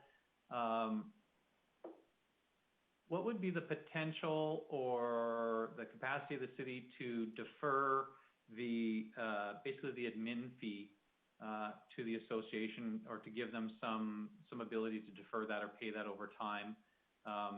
At least a portion of this cost that is ultimately passed on to Downtown Association members is that city administration cost. I think that's completely reasonable that the city charge back that cost of collecting this fee, this tax. But at the same time, maybe this year that would be somewhere where we would want to consider that practice. And my opinion would be that, you know, we may have the ability to manage that $34,000 differently, and it may make again a bit of difference to the association members. So I just would like to understand if we had any other options on that, and if we did, how would that change any of these bylaws? Like if council chose not to collect that administration charge this year, what would we have to do with these bylaws? Shane, do you have any comment on that at this stage, or is that something that you might be able to develop for us? Sure, we can get some more information, but my initial thought is administratively, it would probably cost us more to defer a portion of this. And just a reminder that anytime we forgive a portion of some collection of funds, that these are cumulative, and at some point these small numbers become really large numbers. Yeah, totally appreciate that. Okay, and so that was just a request for information and not any sort of direction. I think that finishes everything there. What's our one on corporate services? Sorry, I'm trying to scroll through my long agenda, so if anybody has it right in front of them. 2020 supplementary property assessment. And that sounds like Scott too. Yep, that is Mayor Given. So this is my last report. This report has 2 bylaws that we pass annually. It allows us to do a supplementary property assessment, and then, of course, a supplementary property tax. So I'm asking that committee recommend council give 3 readings to both bylaws. We've passed this bylaw annually since 1995. However, I have some good news. This will be the last time we have to pass it annually. Back in December, Bill 25 put an amendment in place in the MGAs that the only time that this will be the last time that this bylaw has to come forward. The next time it comes forward would be for an amendment or to be repealed. So annually, like I said, we bring these bylaws forward to be passed. They must be passed by May 1st. And you'll see in the report the amount of revenue that we do collect through the supplementary tax. It is a budgeted item. This year, I do believe Finance has $125,000 in their budget for the supplementary tax. And at this time, it's too early to estimate what we would generate this year, given what we're going through right now. And it's hard to estimate when certain projects will be completed, if they will be completed by our October 1st deadline. Okay, thanks, Scott. Any questions for Scott at this stage, or can we have a motion to recommend it forward? Councillor Palat and then Councillor Minhas. Councillor Palat first. Thanks, Mayor Gibbon. Just a question on this, and it's more just, I guess, my mind, hoping we have more data or more information around economic development. Just looking at the report, we have basically only two line items, residential and non-residential. I know I've discussed it a little bit before, but it would sure be nice to break this down into when we're saying non-residential. Is that commercial? Is that office space? Is that industrial space? What is that? I think there's been lots of conversations about is industry ready, and I think if we actually were breaking down our data of what was under construction in certain segments of the market, we'd actually have a little bit better information for ECDEV. I'm not sure how ECDEV could pull this otherwise, but I guess for me, I just wish we had the data broke out into the different areas more. I know we discussed it at the committee at one other time, it was a bit of work for them, but at some point, if we're not going to gather that, if we gather the data now, we'll have to be gathering data for future years to know our ebbs and flows of all the different markets, not just saying residential, non-residential. I don't think that's pretty vague to know what's under construction. So I guess I would have an appetite to see this broken into a little bit more and continue to be broken into more areas so we have a better understanding what's actually physically under construction in Grande Prairie. Scott, did you want to comment on that? I can comment a little bit. For the past few years, the residential is mainly single family. The only other thing that would be included in there is the odd fourplex, threeplex maybe that's been built. I'm trying to think when the last apartment building's been built. It's been a few years. The non-residential levy, you'll see it increased last year. That was mainly due to two larger projects. The Windsor Ford dealership and the Canadian Tire store was the bulk of the non-residential levy last year. And Councillor Platt, just to your question, I think a better source of that kind of data would actually be on our infrastructure and economic development side. Our permitting folks would have the early data on exactly what types of things, and we may want to ask them to classify that. Where what you're seeing here from Scott is how all those different types of things fit into the two types of property tax classes that we have. So if we're looking for ECDEV information about what specifics are getting built, probably the development services area would be the folks that would get that for economic development. And I guess the concern I have with that is we don't get a report on anything like that. This is one of the few reports we get to kind of give us a bit of a vague idea of what's going on for construction in these two markets. Unless I'm aware of something else, we don't typically get a lot of reports that shows us what's sitting around the community for commercial, industrial, and office construction. I see Director Glavin is still on the call. I don't know if he was capturing all this, but I also know that economic development does send out their sort of monthly reports that show some of that. So I see Director Glavin's there, and City Manager Galante has also come on as well. So I'll go first maybe to Brian and then to Horacio. Sure, yeah, this is something that is tracked and is reportable, so it is something that we could circulate that data out, whether that be a report or whether that's a direct email to councillors, whatever your preference, but we can get the building permit values broken down further than what you see in the assessment values. Okay. Right. Horacio? Thank you. Also, a few years ago, we implemented a chart in inspection services with the likelihood of completion of the projects that are currently in progress. So, for example, for the Canadian Tire building, hospital, etc., the big project, in order to forecast the revenue component of the different permits, we in constant communication with the owners and the builders, we have this chart, so we can provide information to council on quarterly basis or twice a year about active projects, and then the likelihood of completion by the deadline on the assessment side in October, or the percentage of completion as well. So the information is available. We'll just to put together a brief report to council. Thank you. Thanks, Mr. Galante. Okay, so is there any, so I think I also had Councillor Minhas after you, Councillor Platt, but Councillor Platt, you want to finish up on this point? Well, and I guess just to that point, it's great to know the construction values. One of the comments that we've heard around our tables and different things is the industry ready? Is the market ready? permit values are great, but what they don't tell you is that building going to be occupied when it's completed or not? Is it being built on spec or not? Currently, there's a fair amount of industrial buildings that would show up in that space saying there's great permit value. Do we know that they're going to create vacancy, or are they going to be purpose-built for a tenant? And I guess that's the one piece of information we don't have right now. And I don't know how we extrapolate that from that building permits alone, because it doesn't tell you how much vacancy would be with all those building permits coming on. And we've had lots of conversations around saying, hey, we need industry to be ready. And sometimes I get a little frustrated with that personally, because I'm like, industry's been ready in most of those buckets for quite a few years.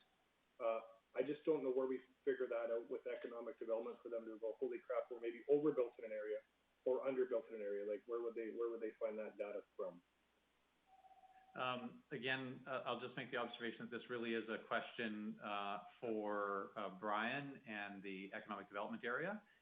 So I think let's not lose it. How could we capture this and make sure that we get that with the right folks on the line? Because we also don't have Rebecca Lee here or anybody else to sort of have this discussion. So how, looking to Brian and Horacio, maybe how can we make sure we don't lose this conversation and that we're able to move forward with the supplementary property tax bylaw, which is what we're actually discussing on this agenda item.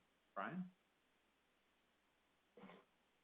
Yeah, so this is something, again, where, we could send that information out, or if committee wanted to make a motion for us to bring back a report to committee of the whole, we could put together some of the requested information. But I think largely what you're speaking of, we can put together some of the information around spec or non-spec, might require us to do a little bit more digging, some phone calls to find out exactly what some of those new projects look like. But I think largely we could get something together. Okay, well, so how about this? Why don't we see if administration can gather that from existing sources, what they have today, and even just in an email rather than the work of doing a report, and get that sent out. And then people can kind of see what that looks like. If it meets our needs, then great. If it doesn't, then we could bring back at a future infrastructure and economic development meeting a request for additional info. Does that sound like a reasonable approach? I see Kevin with thumbs up, and Wade did as well. So if we're okay with that, Councillor Blackburn, did you want in on this point specifically? I've also got Councillor Minhas in the queue. Is on this point specifically about this data collection? Yes, thank you. I appreciate Councillor Palat's interest in this. I don't see any indication yet that others on council want to see this happen. And I'm concerned. I don't know how much work it would take administration to put this report together for us. And so I'm thinking back to the idea that with this kind of data, if administration discovered an issue as a result of the information that they look at on a regular basis, they would bring it to us as a concern. So before we send administration off to do a lot of work, I'd really like to know whether or not there's more than one councillor that's interested in it. Thank you. Okay, thanks, Councillor Blackburn. So are you calling for this to be a motion, a vote then? Not necessarily. We're in sort of a roundtable discussion at the moment, and just an indication would be fine as far as I'm concerned. Okay, thanks, Councillor Blackburn. So is there any sense then from council members, is this something we want to task administration to do? Honestly, the most effective way to do this, especially in this setting, is probably via motion. Otherwise, it's a bit cumbersome to try and get a sense of how everybody's feeling about an idea. And I know it's not ideal, but that's probably the best way. So, Councillor Plott, if you want to make a motion, direct administration to find out something, then we can have a vote on it. And then we get a really clear idea whether it was a priority for one council member or a priority that was shared by all council members, and whether we're ready to dedicate administration's time to do that. Sure. Did you want this now, or do you want to wait till the supplementary tax one's passed? Well, we're into it now, so let's deal with this, and then let's get back onto our agenda. Okay, so sorry for the distraction. I guess for me, this is from being very involved with, trying to be very involved with economic development in the industry. I think this is very important data for economic development to have. I think this is very important data for the city to have. So when we're out selling things, we know where our gaps are and what we're trying to sell. If we're out trying to sell industrial right now and there's 100,000 square feet of vacancy, probably not the time to be out trying to push industrial. So without this data, I don't know what we're giving economic development to and try to sell in our community.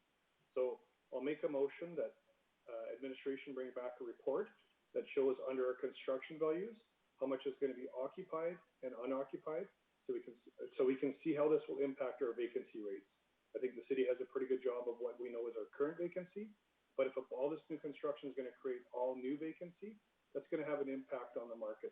And so I think it's important and imperative that our city understands that.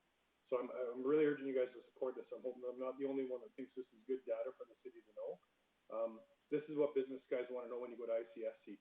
This is the kind of stuff that's information that's vitally important to business guys when they're deciding to make a major market purchase. Okay, thanks, Councillor Plott. Discussion on Councillor Plot's motion. Councillor Thiessen? Thank you very much, Mayor Given. I'll support this motion. I appreciate the need for data in any regard in order to make proper decisions for the community. Wade just brought up ICSC. Being down there with Councillor Clayton and also helping man the booth at different periods during the conference. That is what developers wanted to know.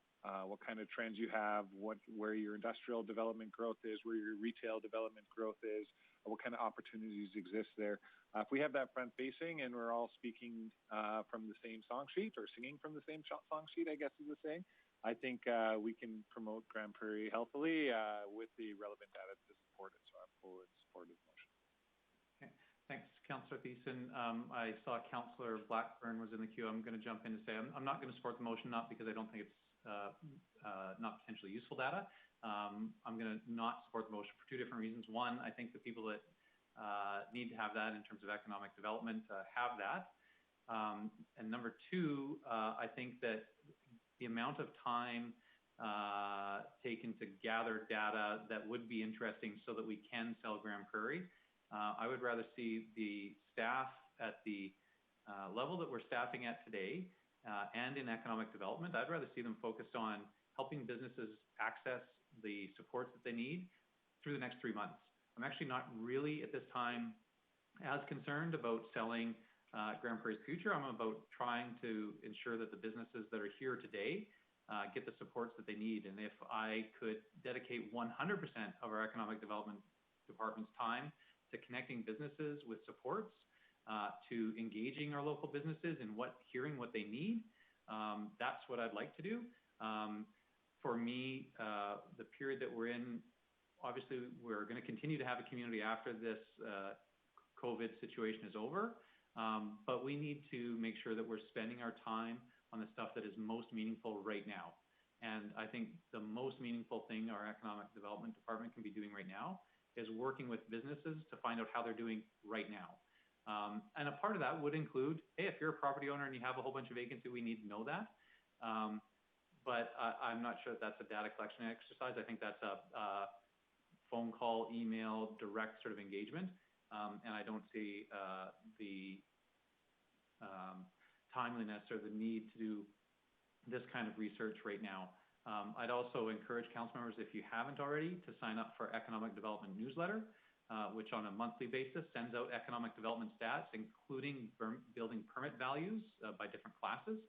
It doesn't break down the occupied, unoccupied, like Councillor Plott is requesting. But I think that that's a bit of a subjective measure, because anybody that's been in business that may have had the experience where you think you got it occupied and there's somebody that's coming, and then that deal falls apart. So I think a subjective measure like that is going to be really challenging to collect and not worth the effort that it would take from administration when at this time they should be focusing on other things. Councillor Blackburn, you're also in the queue.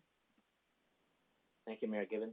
I would agree with you on the points that you made, and Councillor Platt, to use your own words, this is data that would be good for the city to have.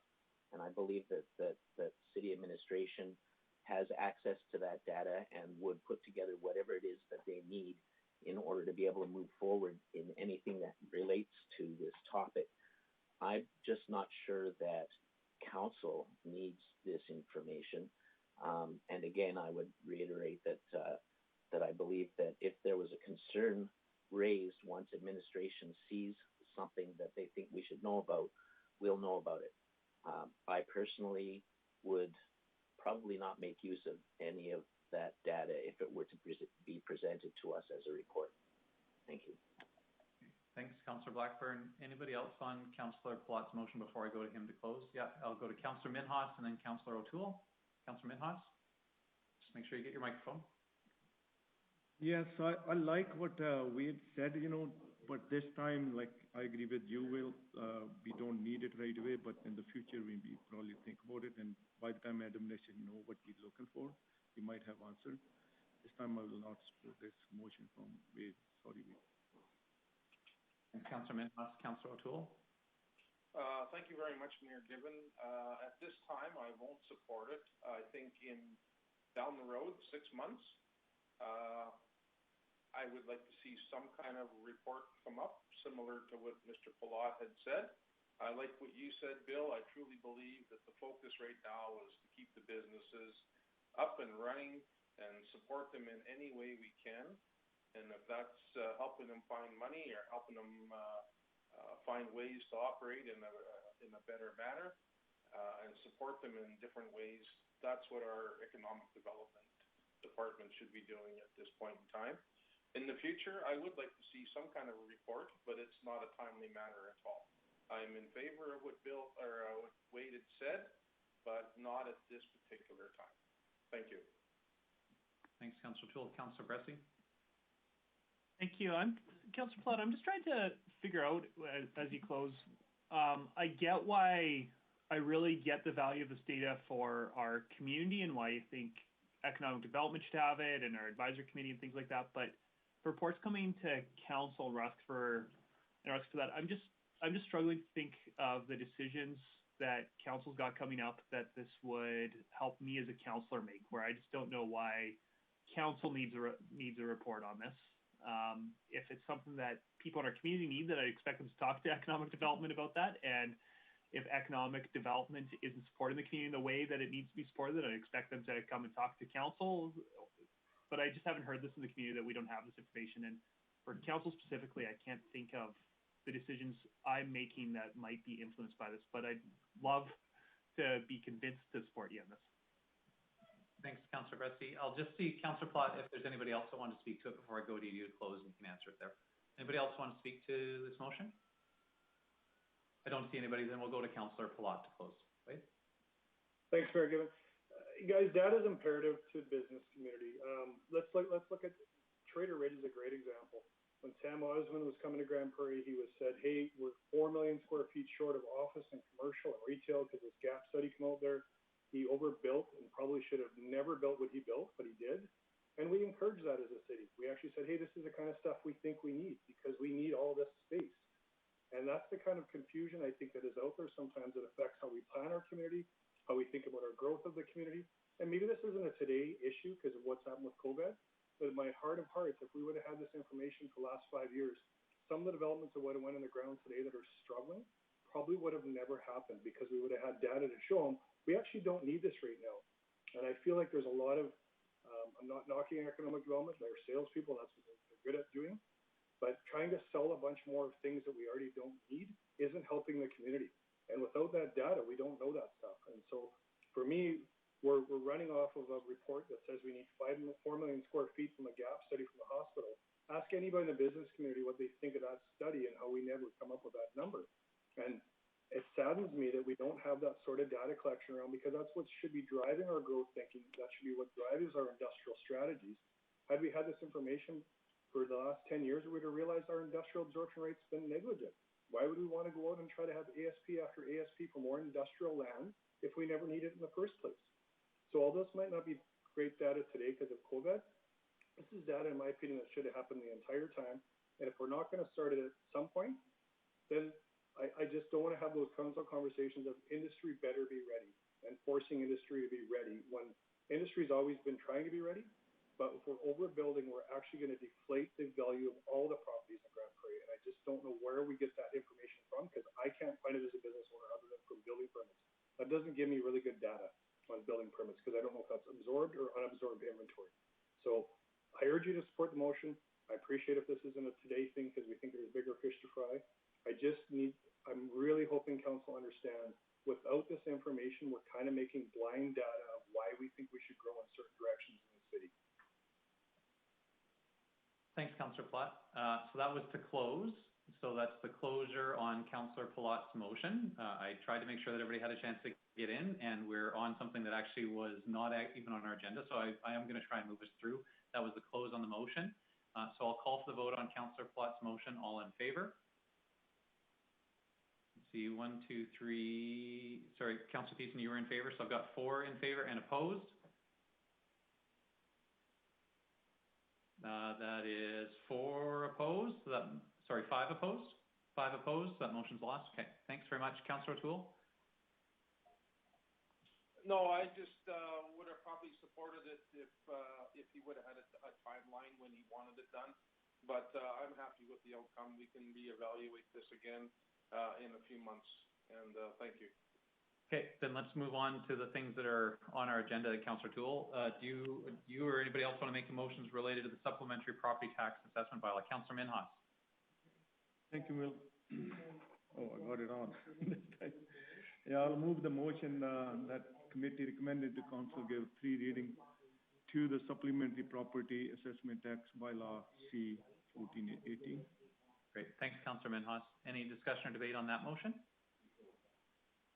Seeing none, then I will call for the vote. Please vote. All in favor? And okay, that looks unanimous. Any opposed? Just to make sure that I said it. No. Okay. Councillor Minhas, do you want to carry on to the next one? Yeah.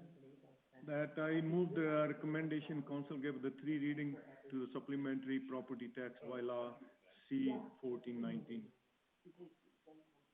Thanks, Councillor Minhas. Any discussion or debate on that motion? Again, seeing none, then I'll call for the vote. All in favor? Okay, that motion carries unanimously. And I think that handles everything that was in Scott's area. Thanks very much, Scott. And thank you. We're on to citizen satisfaction survey results. Shane, are you going to introduce that, or is that Keaton's? Yeah, I can introduce that. Oh, just one moment. You're not Shane.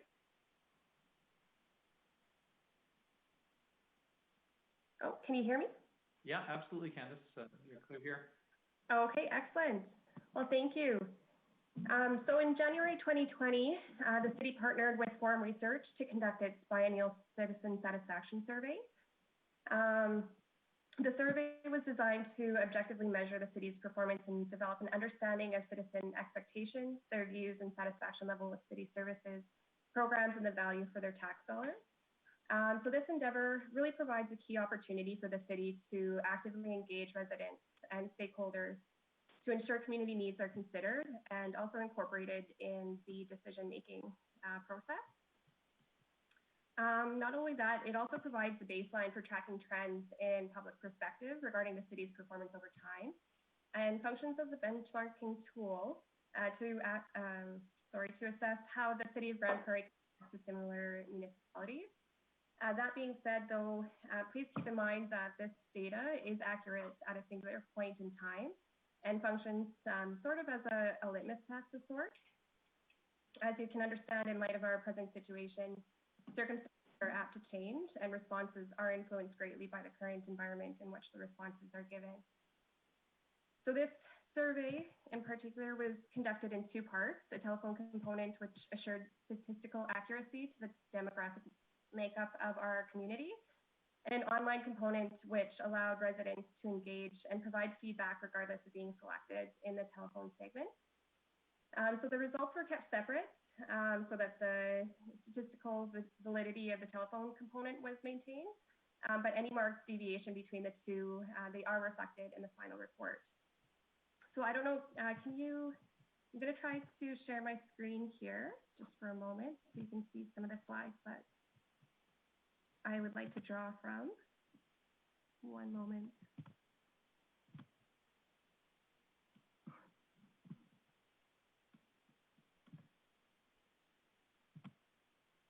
Now, can you let me know, is that working? I see. Yeah, it's working. Quality of life. Okay, excellent. Okay, so overall, responses were relatively positive and largely in line with previous surveys. So the quality of life is rated highly, with 9 in 10 individuals indicating that quality of life is good in Grande Prairie. So that is consistent with previous years. There is also a very high satisfaction level that is indicated with our fire department, parks, playgrounds, and trails, recreational facilities, and our arts, cultural facilities and programs.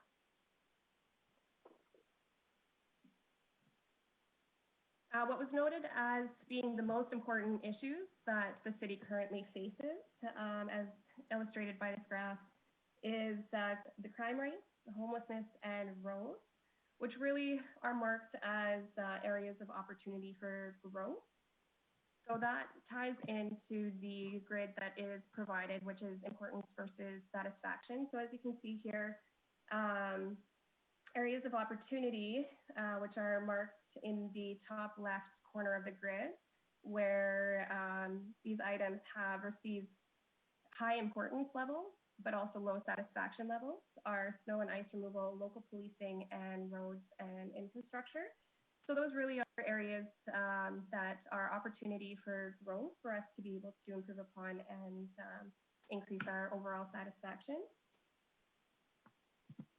Speaking of satisfaction, the 5 areas that drive the overall satisfaction within the city are listed as recreational facilities, roads and infrastructure, support services for families, and snow and ice removal.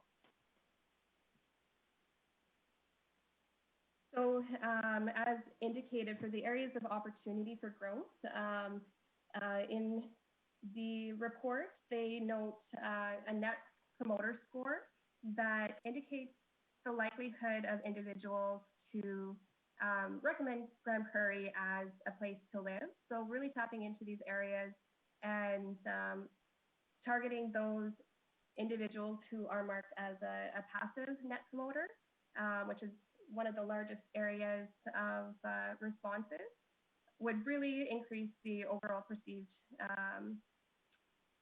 service level of the city. So one area that is marked as being a historical high for us is with contact with the city, so our overall customer service. And then additional areas for opportunity for increasing satisfaction extend to communications and engagement, as respondents largely indicated a desire to receive additional information from the city regarding fiscal and budget issues, as well as an increased desire to provide input to the city for the purpose of influencing decision making. So this is largely in line with current efforts of administration to establish more comprehensive budget engagement sessions that inform budget deliberations, as was implemented in the fall of 2019.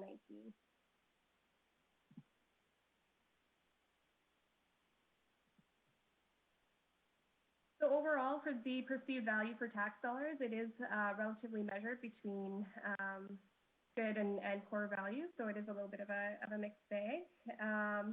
But there's also an indication that there is a desire for increased knowledge regarding how municipal dollars are spent on a whole. And largely, respondents would like to see a measured approach to when it comes to taxation. So that means either maintaining tax levels or maintaining service levels. So overall, with the responses, residents responded largely in line with previous reports.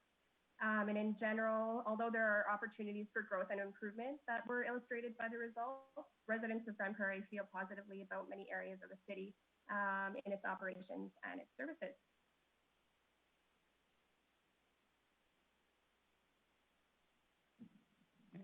Thanks, Candace. Is that the conclusion of your presentation? Yes, that is. Okay. Okay, so we'll open it up to questions. Councillor Bressie, then Councillor Blackburn.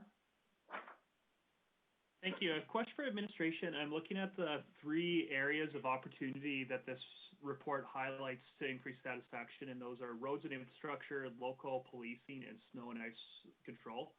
And it strikes me that we're doing a lot to increase resident satisfaction in terms of roads and infrastructure.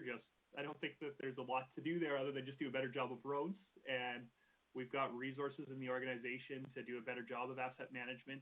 We're also just investing more in our roads. I think when it comes to local policing, that's been a significant topic of conversation, and we're waiting to get terms of reference for a police governance committee, which could hopefully help us increase that. But we're not doing anything that, when it comes to snow and ice control, we heard today about some lean improvements to make snow and ice control quicker, but I don't think that, I'm not aware of any discussion about the level of service we're doing for snow and ice control, and if there's anything underway to talk about why are residents unsatisfied and how can we increase that. So are there any conversations about snow and ice control at the administrative level that I should maybe be aware of as I look at this opportunity? Yeah, so I can speak to that. So last year we did reach out with some public engagement regarding snow and ice control, and I think with going forward, being able to take on more of an educational piece to be in line with some of the responses in this survey as well, to just increase the knowledge of what those services entail. Keep in mind also, so a comparison to other municipalities that we are very comparable to across Alberta.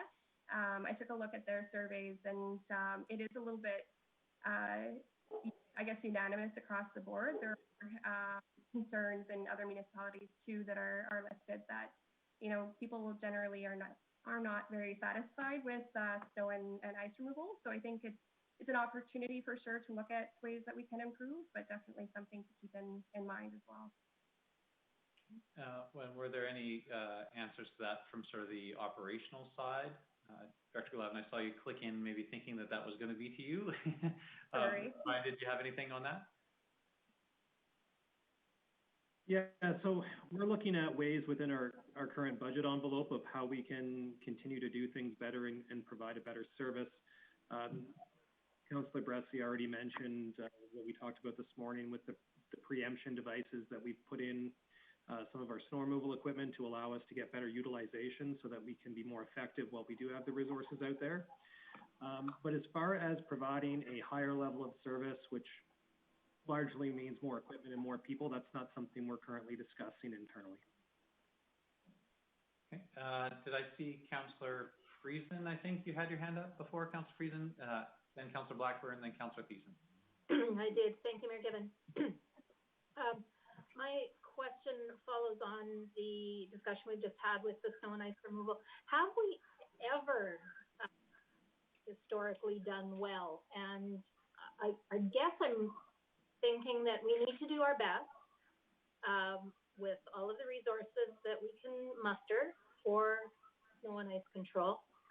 But is it one of those things that we're never going to do well enough?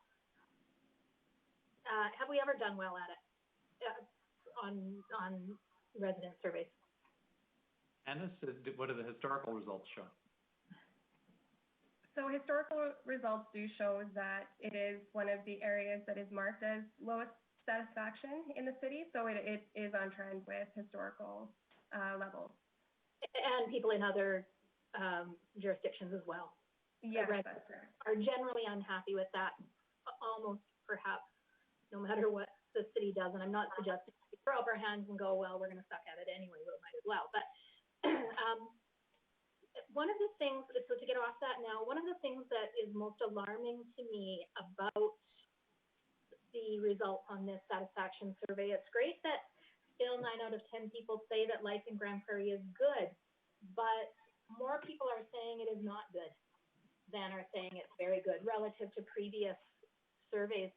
And that's a huge concern to me.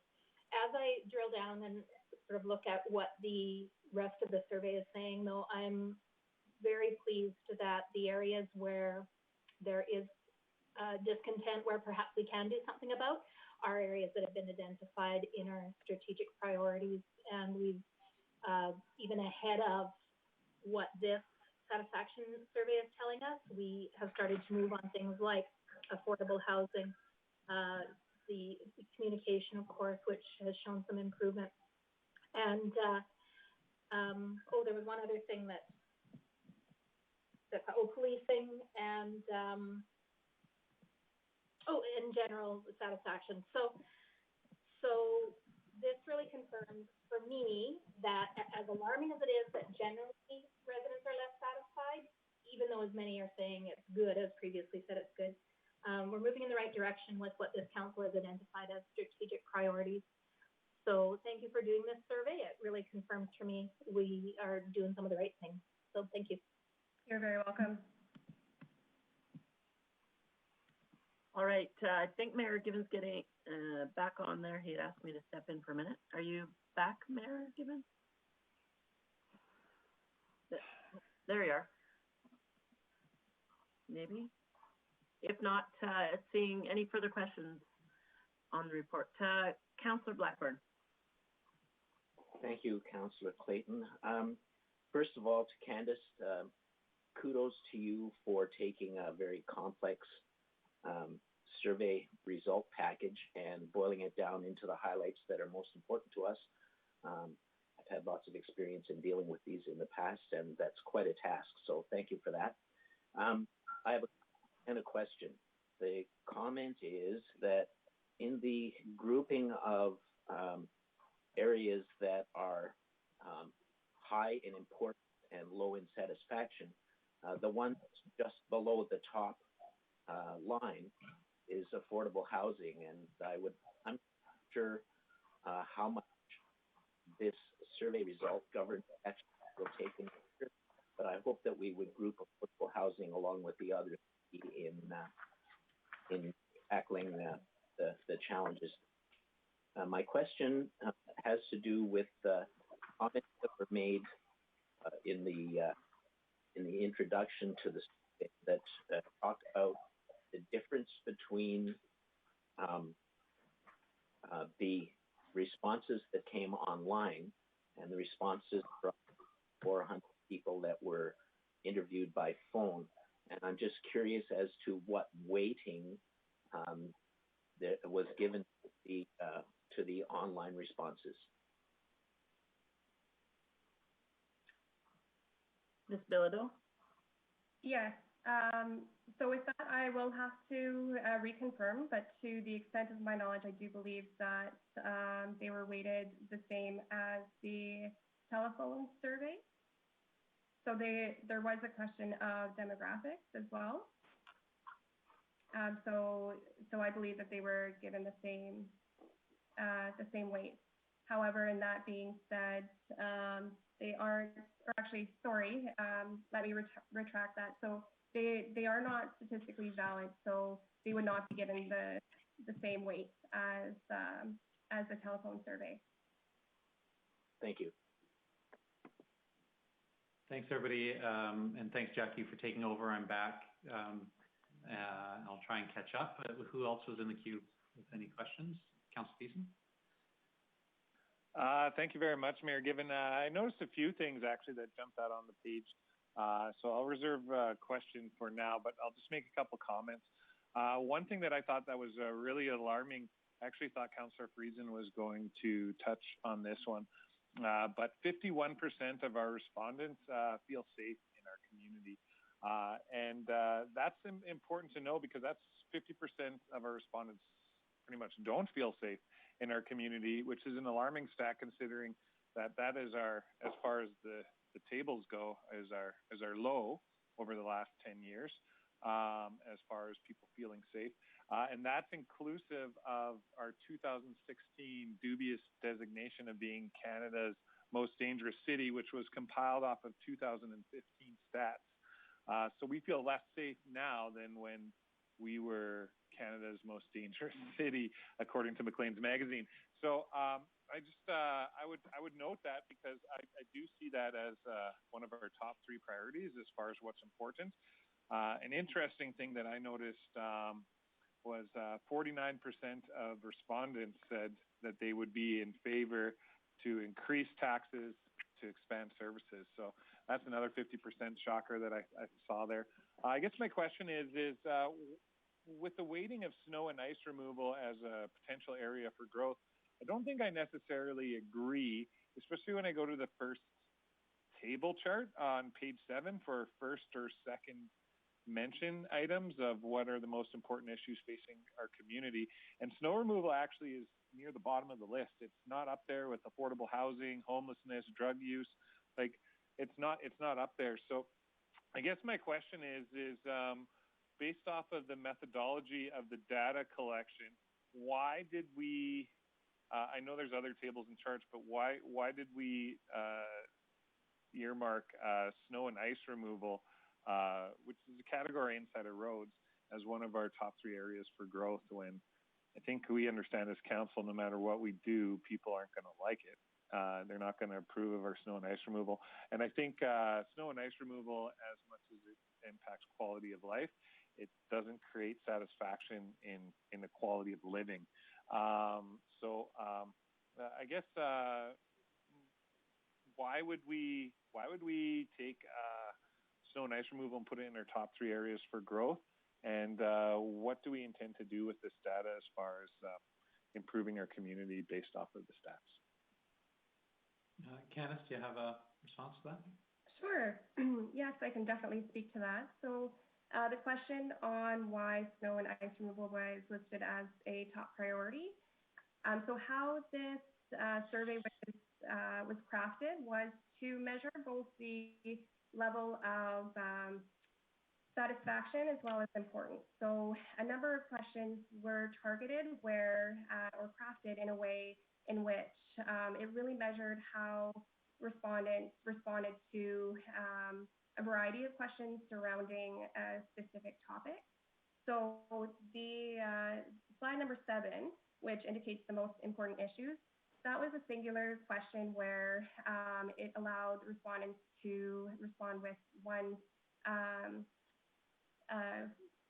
of their top of mind issues. So it only captured that one response, whereas further on in the report, where it lists snow and ice as being a main driver of satisfaction, is that comparison between the perceived importance and the perceived satisfaction. So that's where that deviation is seen. Does that make sense? Yeah, it does. Okay, perfect. And Councillor Peason, sorry, I was just going to jump in and maybe just provide a little bit in terms of, how will we use this report? I think in the past, the citizen satisfaction survey has been one area that really helps council and the community think about what types of things we want to prioritize. And I think that it really is more of a tool for council than it is for administration. If there were some specifics that were operational, then fair enough. But I think, and you've experienced this as well, Councillor Peace and others have too, that it's a way of thinking about, okay, so what things does our community think are important, and what things should we put our focus on to as council? I know in past councils we've used these as we've headed into strategic planning sessions, and wouldn't be a surprise if heading into an election, sort of a year from now, that people might want to be thinking about this kind of stuff to say, what are the things that I want to be talking about? But yeah, so I think it's a little bit higher level than being direct operational. But and so really it is sort of looking for themes and trends for council's consideration would be my advice of how it gets used. And if administration can see something that is specifically operational, well, then fair enough, and they should use that. Probably most of it is a bit higher order. Councillor Peason, do you want to talk to that? Yeah. So I guess I just want to comment on that, and I agree it is a higher order. I just want to caution that we don't use this as a direction to go. I mean, snow removal isn't the most important thing facing us, and remind council again, this is a point in time. And when all this data was collected, we weren't under the same circumstances as we are now. So I think a lot of this is good to note, and I thank administration for the work put into it in compiling it. But I think from the data that we have here and based off of our own knowledge, we could probably figure out what we need to do for our citizens. So thank you. Thanks, Councillor Thiessen. Councillor Resney? Thank you, Mayor Given. I'm going to be making a motion that I hope initiates some work of council, and I'm just wondering when you'd like me to make that. But presumably we're going to accept this for information. Would you like me to make a motion now? Wait? Let's do it so that if there's any other questions or comments about the report, for clarity on the report and discussion, then we do that. I would imagine then a motion to receive the report saying, hey, we've got this. And then a motion at the end of that saying, okay, now that we've got it, what do we want to do with it? Or if there's some specific action that falls out. So maybe we could do that at the end. Councillor Resney? Yeah. Was there anybody else that had a question? I had one, and sorry that I clicked out. My computer shut off there for a second. I had a question about the report. So Candace, you didn't highlight the Net Promoter Score in the initial part of the presentation. Can we talk about that a little bit, about what it means and what the findings were for what we would do if we wanted to increase that Net Promoter Score, or what services had the potential to increase that Net Promoter Score? Sure. So the Net Promoter Score overall is pretty much, I guess it's listed as brand loyalty. So the likelihood of individuals to recommend the city of Grande Prairie as a place to live. So the Net Promoter Score, detractors were listed as anyone who had indicated a 1 to 6 out of a possible 10. So we did mark with a low Net Promoter Score overall, but we did also mark with a high passive promoter score, so that's 7 or 8 that people responded with. So that's really who we want to target, those two groups.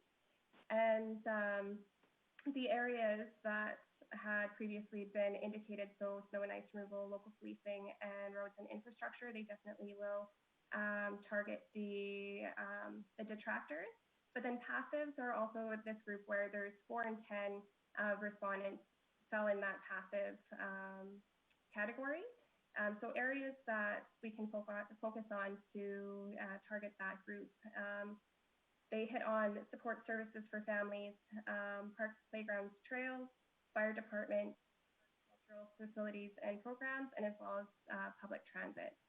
So the reason why that was left out was largely because many of those areas were marked as either high satisfaction, high importance, or else they weren't. They didn't really land in the overall mix of the ones that were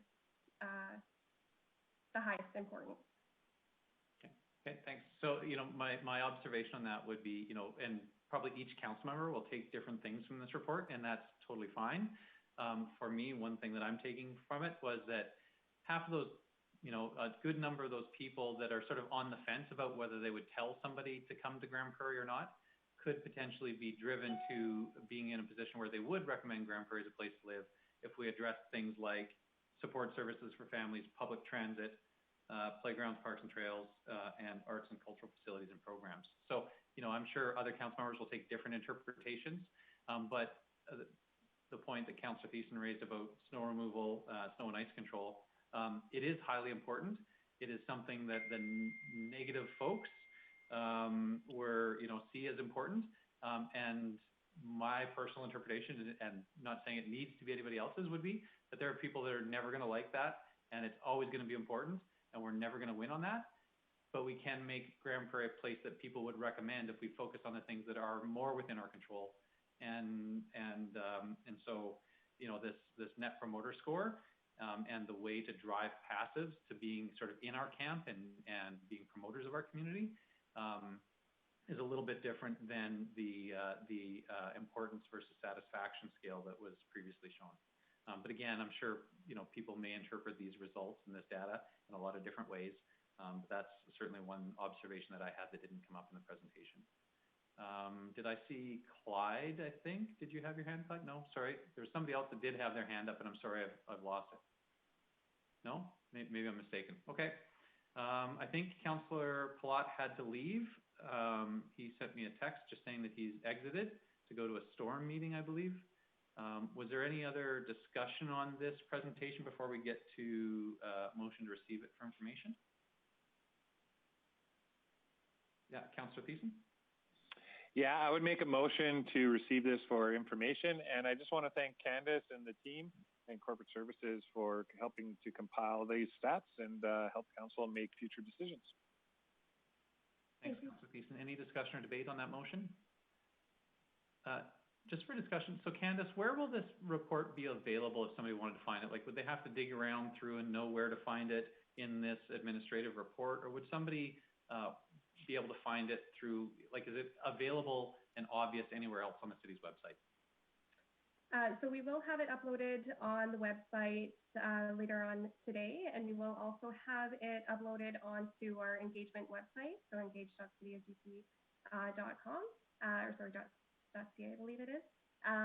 So it will reside on there as well, on the project that has been based around the citizen satisfaction survey.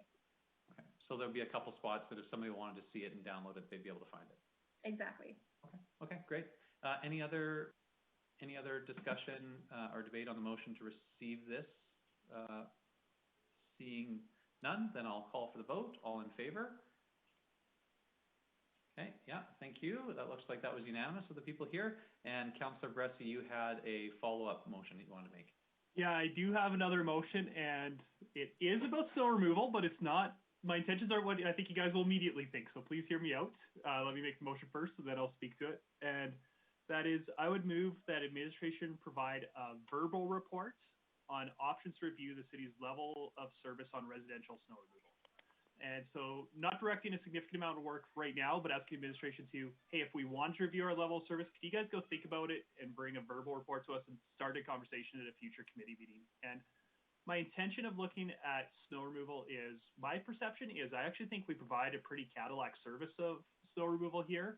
As I've done my own research about what other municipalities do, we actually do go above and beyond what a lot of other places do. And I would agree with what's being said that, yeah, there's people that have just decided in probably every municipality, including ours, that snow removal sucks, and no matter what we do, it's going to suck. But two things that I'd like us to talk about is, I think it would be good for us to, as we talk about the education piece, to actually do a comparison of what's going on elsewhere and have that available for people so that we can say, hey, here is, no, they don't remove snow every week in Calgary. Like I've had people tell me they do. I think that could be useful. But even more concerning for me is, I think that when we're spending as much on residential snow removal, we're spending a lot to remove it. I look in our capital plan, and this is actually my biggest concern, is our long-term capital plan has $14 million planned in the next 5 years for a snow dump in Marsh Leading Yard. And that's a lot of money that we're planning to spend for our current level of service, which isn't driving resident satisfaction, which isn't getting good reviews. And for me, I really want us to be looking at saying not just, hey, is there some education here, but also looking at, if people aren't happy with their level of service anyways, then should we be spending as much as we're spending right now? Or should we be reallocating money, especially in a long-term capital plan, to those other services that were mentioned that actually will drive up that influencer score and actually will contribute to the quality of life?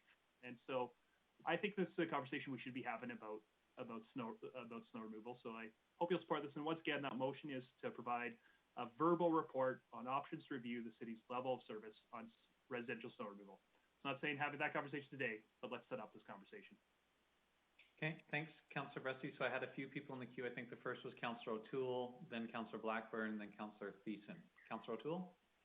Yes, I was just wondering if this is a bit redundant.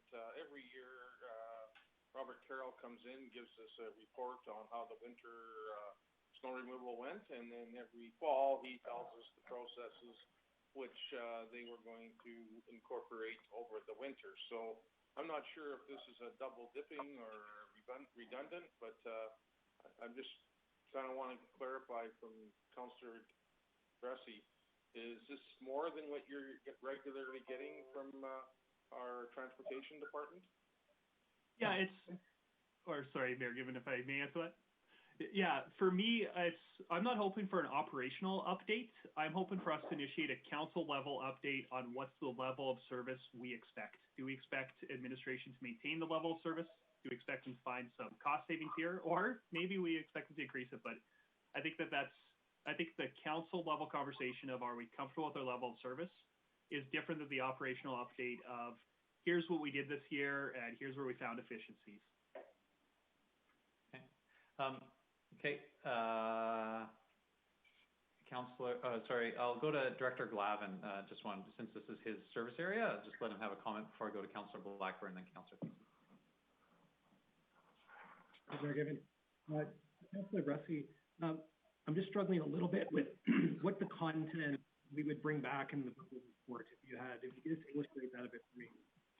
Yeah, basically what I'm hoping for is I'd like council, I'd make this motion because I'd like to see if others on council have an appetite to actually review snow removal. And if so, I don't think we should be having a conversation today just for the sake of time about what do we expect of that? Do we expect benchmark with other municipalities? Do we expect you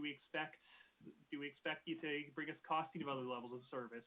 I don't know. What do we expect to set up that conversation? I don't know, and I don't necessarily want to have that conversation today. Right now, this is kind of a motion that's in some ways a straw poll to see, does council want to continue this conversation? And then my hope would be that if council does want to consider this conversation, that administration would come to a future meeting, again, with a verbal, not a written report of just, hey, as we've been talking about this, here are the things we think you guys might consider and we could actually deliver in a review. So for example, we think we could compare us we could look at comparable municipalities and show you guys data from there, or we could price out different levels of service, or maybe there's other things you guys think are relevant and doable for you guys. But I'd like to hear you guys say, hey, here's what we think a service review should look like before council actually directs that service review. Does that kind of make sense? Director Glavin, would you know how to act on that? So, well, actually, I'll defer to the city manager. Mr. Galante? Okay, thank you, Mr. Mayor. So, as you know, we have, I believe it's policy 606, it's the snow and ice control, with specific level of service in terms of accumulation, when we trigger different protocols in the city. That is the master policy that I would suggest that would be the base information to review if there is an intent to adjust level of services. So if that is the intent of Councillor Bressie to take a look at that policy particularly, we can bring a couple of options in terms of increasing level of service, reducing level of service, and the associated costs. Status quo today, what is the current budget for the existing level of service in the community, and an option to decrease. Let's say we will need to figure out the percentage, in terms of budget, and then adjust that up and down. That would be my approach if that is the intent of Councillor Bressie. Thank you. Thanks, Mr. Galante. And the other thing that I would say, Councillor Bressie, in terms of the policy, so we do have a bylaw and policy review committee. One of the screens that we set was whether it has a potential impact of greater than $1 million. I have to think that this one would show up on that screen. And so, Arlene, do you know where, what was administration's intent with this policy relative to the things you're going to be bringing forward to bylaw and policy review committee? Thank you, Mayor Given. With regard to the Bylaw and Policy Review Committee, this did make the chart for items like bylaws and policies that impact the city with a greater than $1 million. At this time, the committee hasn't put this particular policy on the short list to be reviewed immediately. That's up to the committee to make that determination. We do meet at the end of April, and if necessary, this conversation could be had then.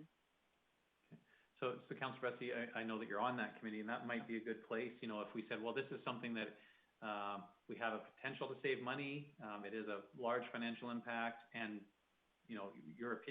my opinion as a council member is that it showed up here, and so therefore we should do something about it. I would advocate at the Bylaw and Policy Review Committee that it make the short list of things to review.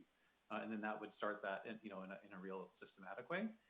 So just offer that to you. We did have some of the others in the queue though as well too while we're thinking about this. Councillor Blackburn?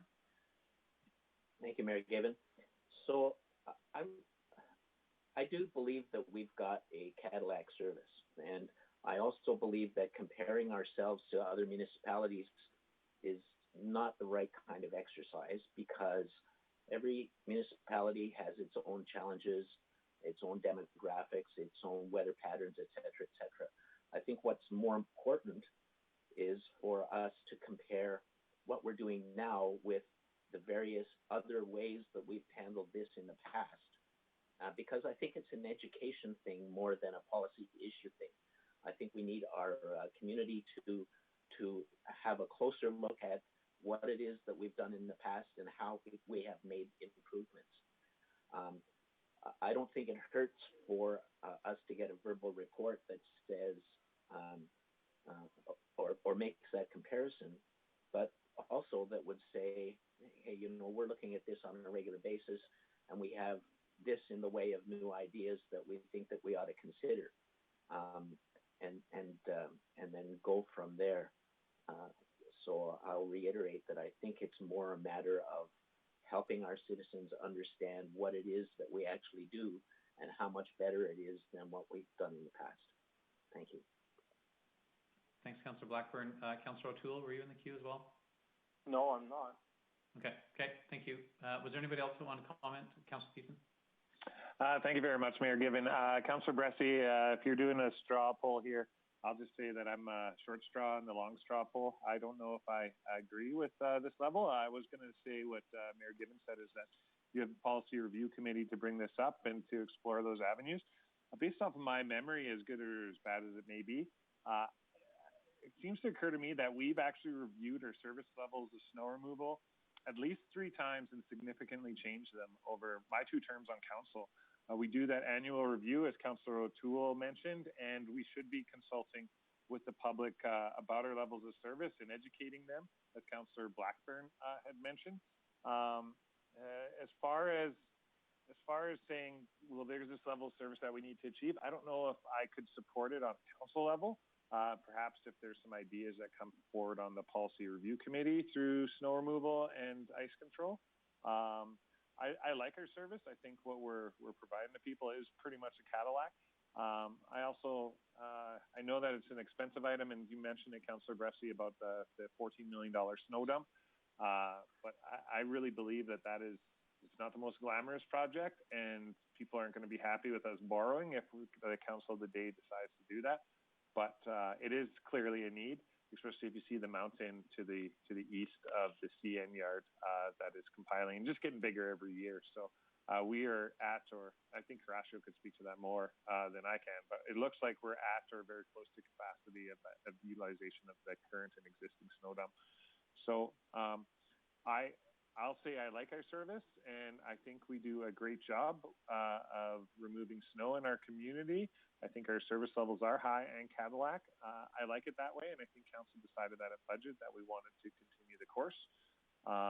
But I'm interested in any ideas for improvement, but at this stage of the game, I don't think we need to be asking administration more, and perhaps, as Mayor Given said, and I've said now 3 times, we could go through the Policy Review Committee on this one.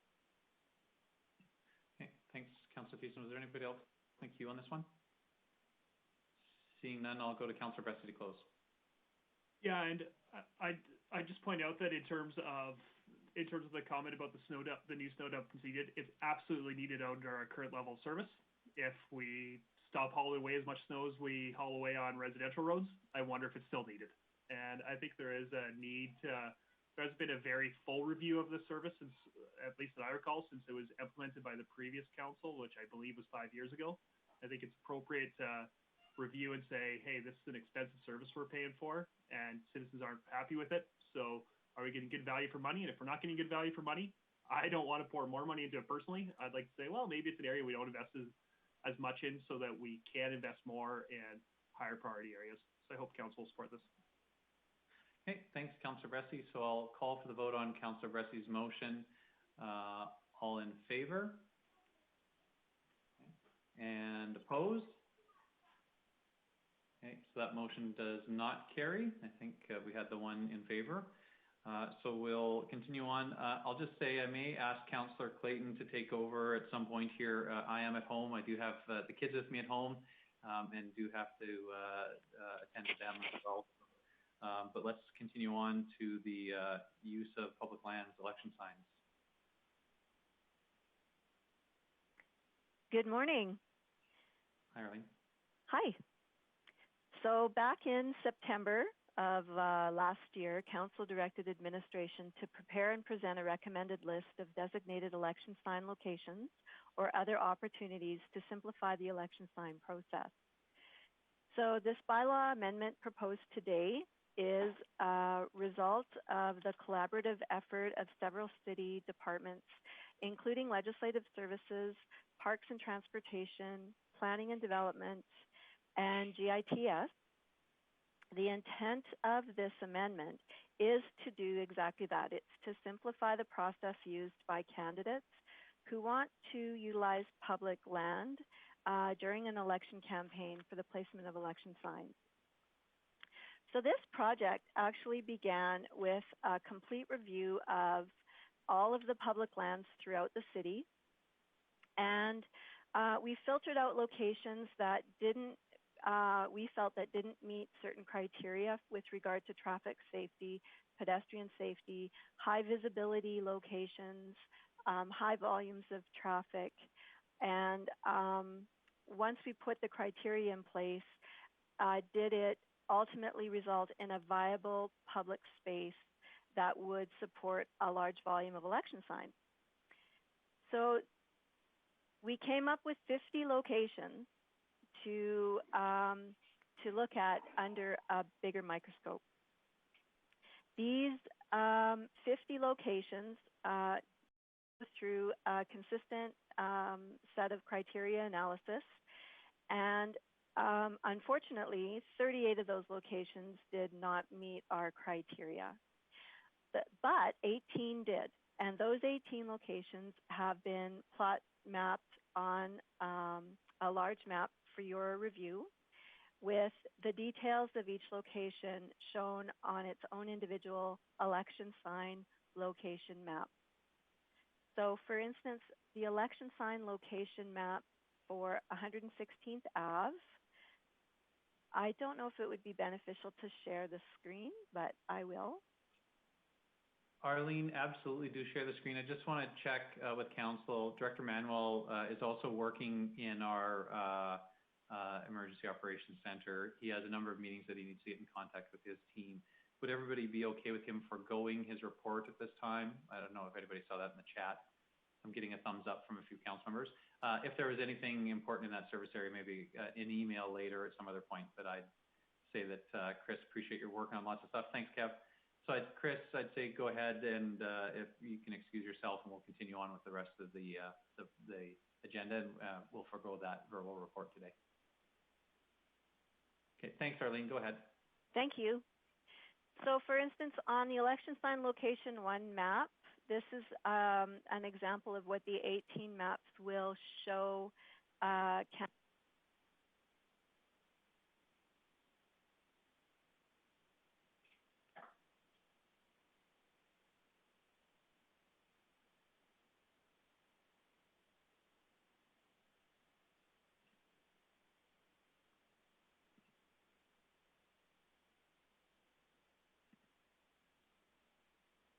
I'm sorry, I can't hear Arlene. Yeah, me either. Arlene, we're having a difficult time hearing you. Yeah, nobody can hear you. Oh, stop.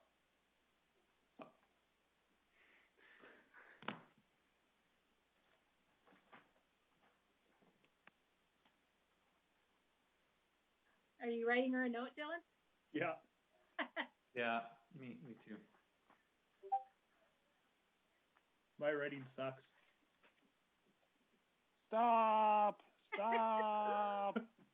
Stop! Yeah. No sound! No sound, Arlene, no sound! She can't hear us because she's on her screen, I think. Yeah, I think oh, yeah, she's got, yeah.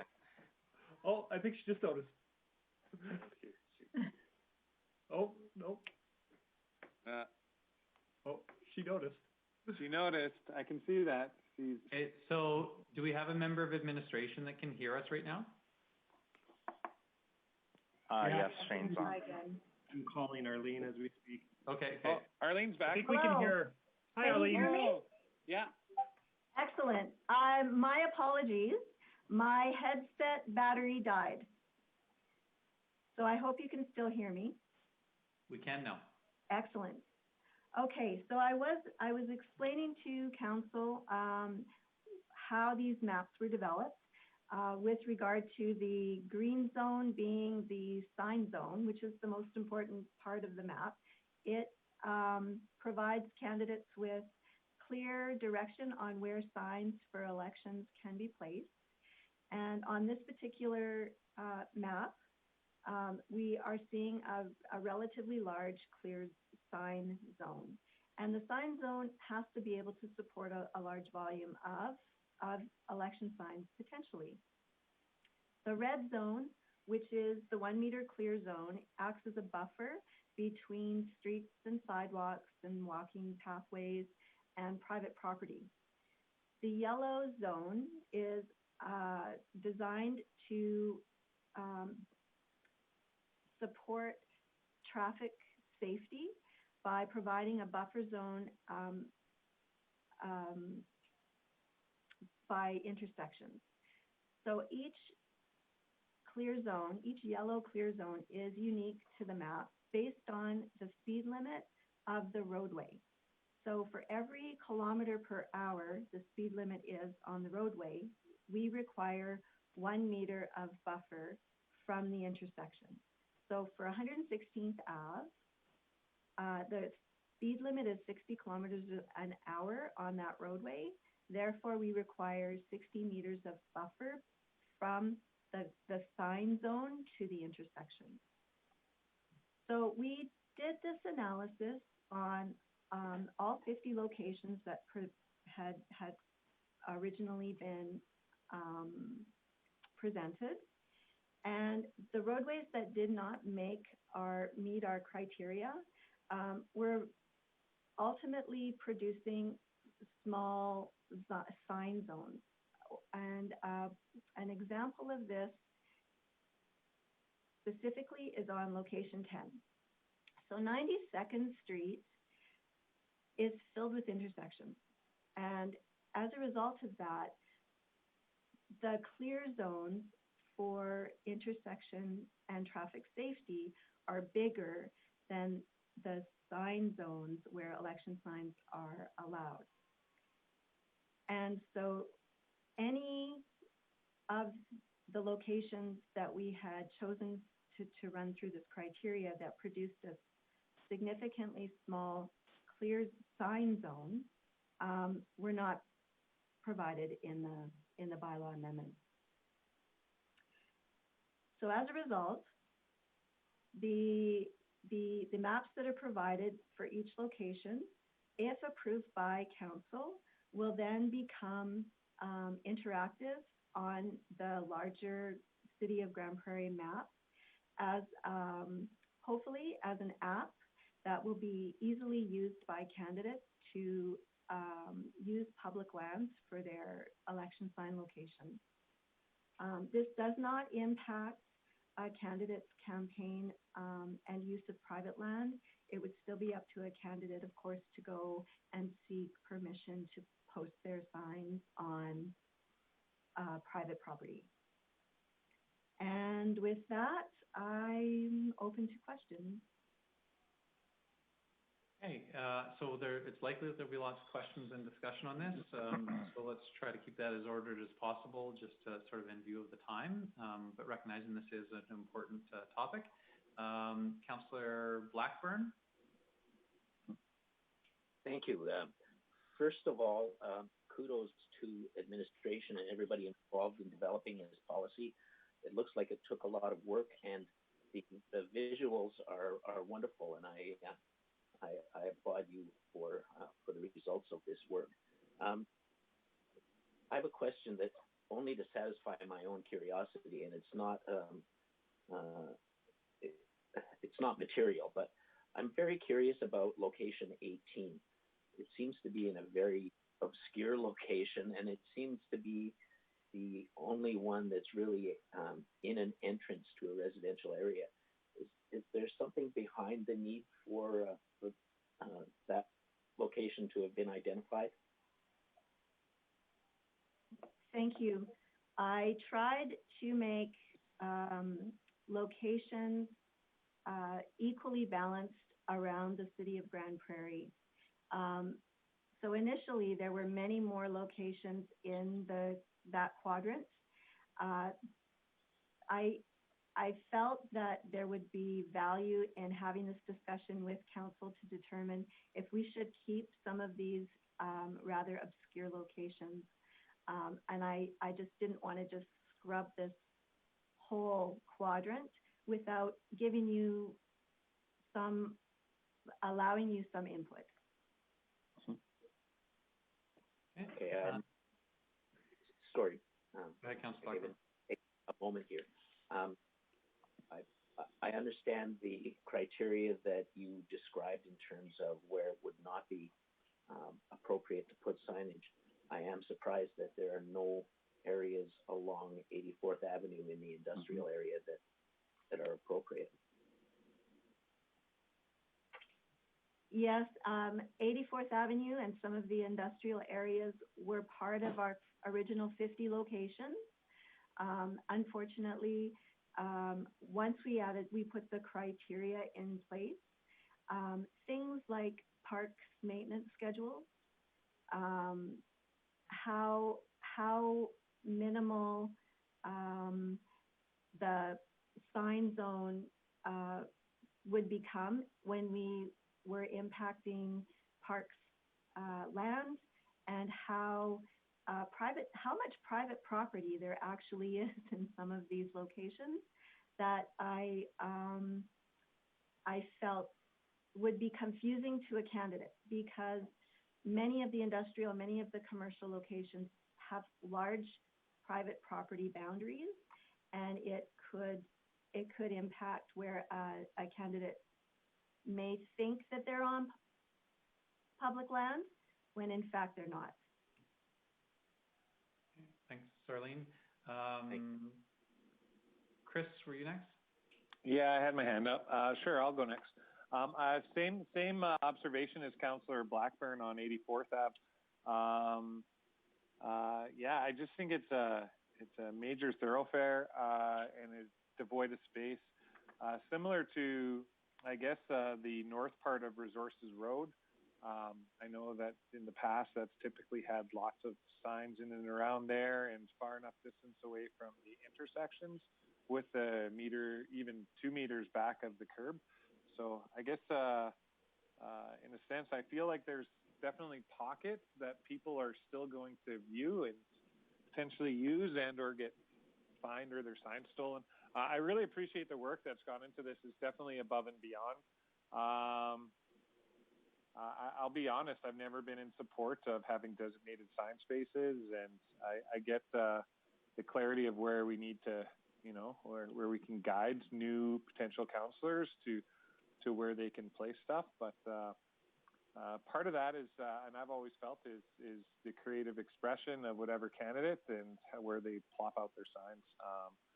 So I guess no question, and just two comments that I feel like 84th and the north part of Resources Road south of 99th Ave is pretty devoid of space.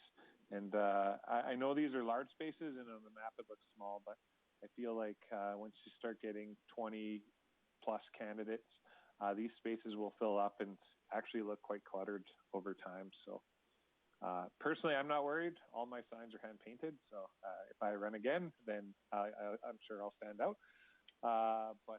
Yeah, I'm really in support of the efforts that were put into this. I don't know if I can support this going forward, though. Thanks, Arlene. Okay, thanks, Councillor Peason. I'll just jump in to say that I similarly appreciate the effort that went in and the detail that's here. I think it would be way more usable than the sort of subjective nature and not clear nature of the current system. And I think it has some problems. I think this demonstrates that it's pretty challenging to do something like this without sort of allowing for those subjective questions. As I look at the map, I could live my entire life through an election period and not see an election sign based on these locations. And I kind of, I appreciate that we're trying to manage clutter, manage clarity, manage safety, but we also want to enable sort of people to participate in the democratic process.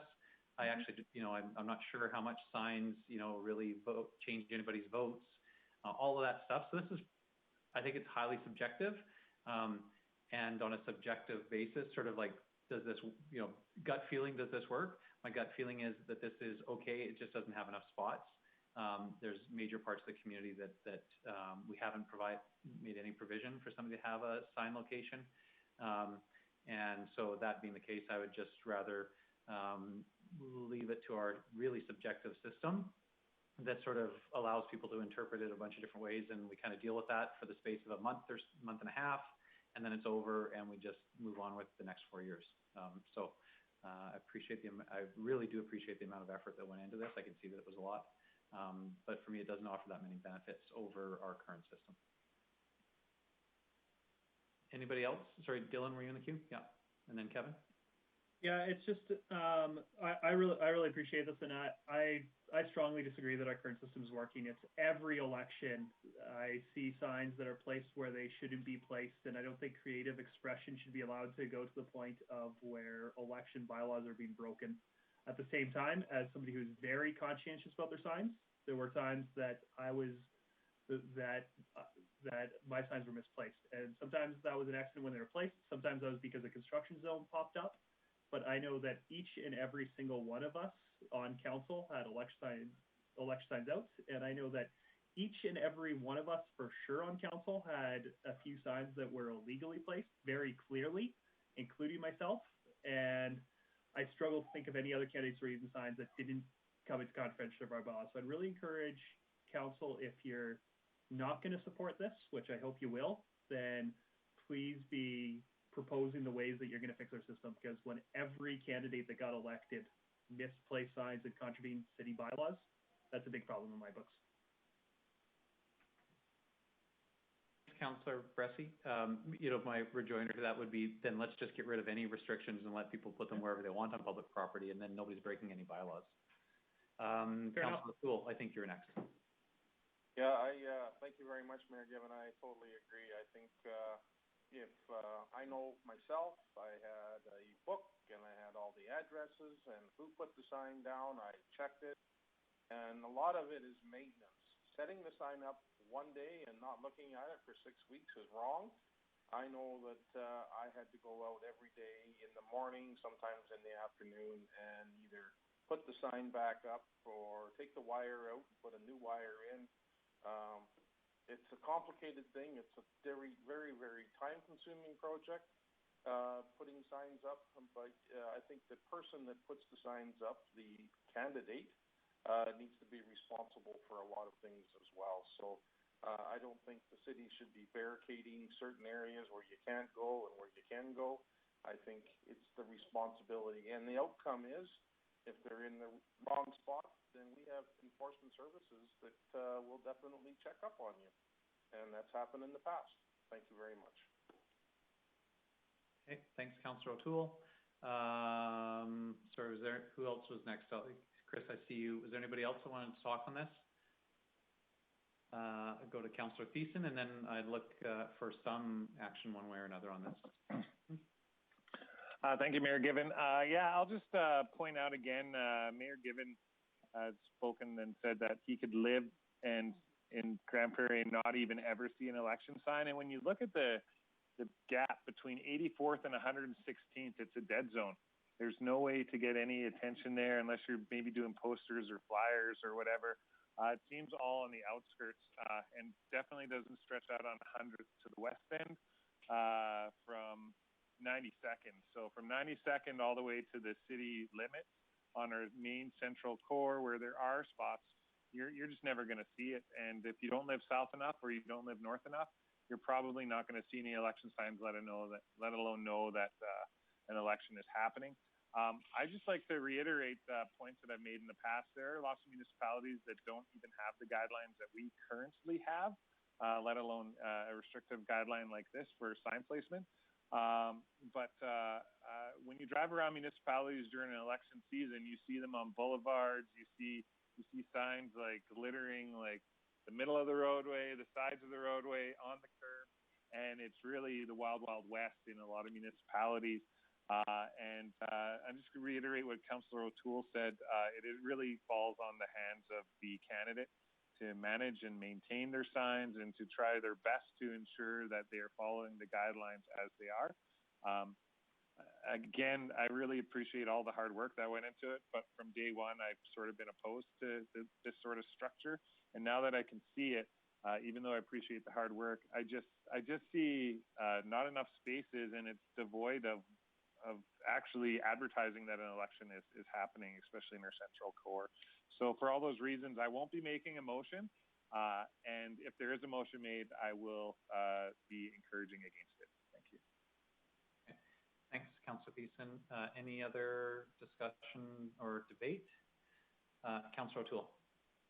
I'm ready to make a motion if there's no other questions. Yeah, let's have a motion so we can debate it. Sure. I'd like to make a motion to receive this report for information. Thank you. Okay, thanks very much, Councillor O'Toole. So just to be clear, your intent with the motion is to receive it for information, which would make no change to the existing bylaws that apply to this. Is that right? That's correct. Okay, so that motion, just so everybody understands what the intent of the motion is, so open for discussion and debate. On Councillor O'Toole's point, Councillor Bressie? Yeah,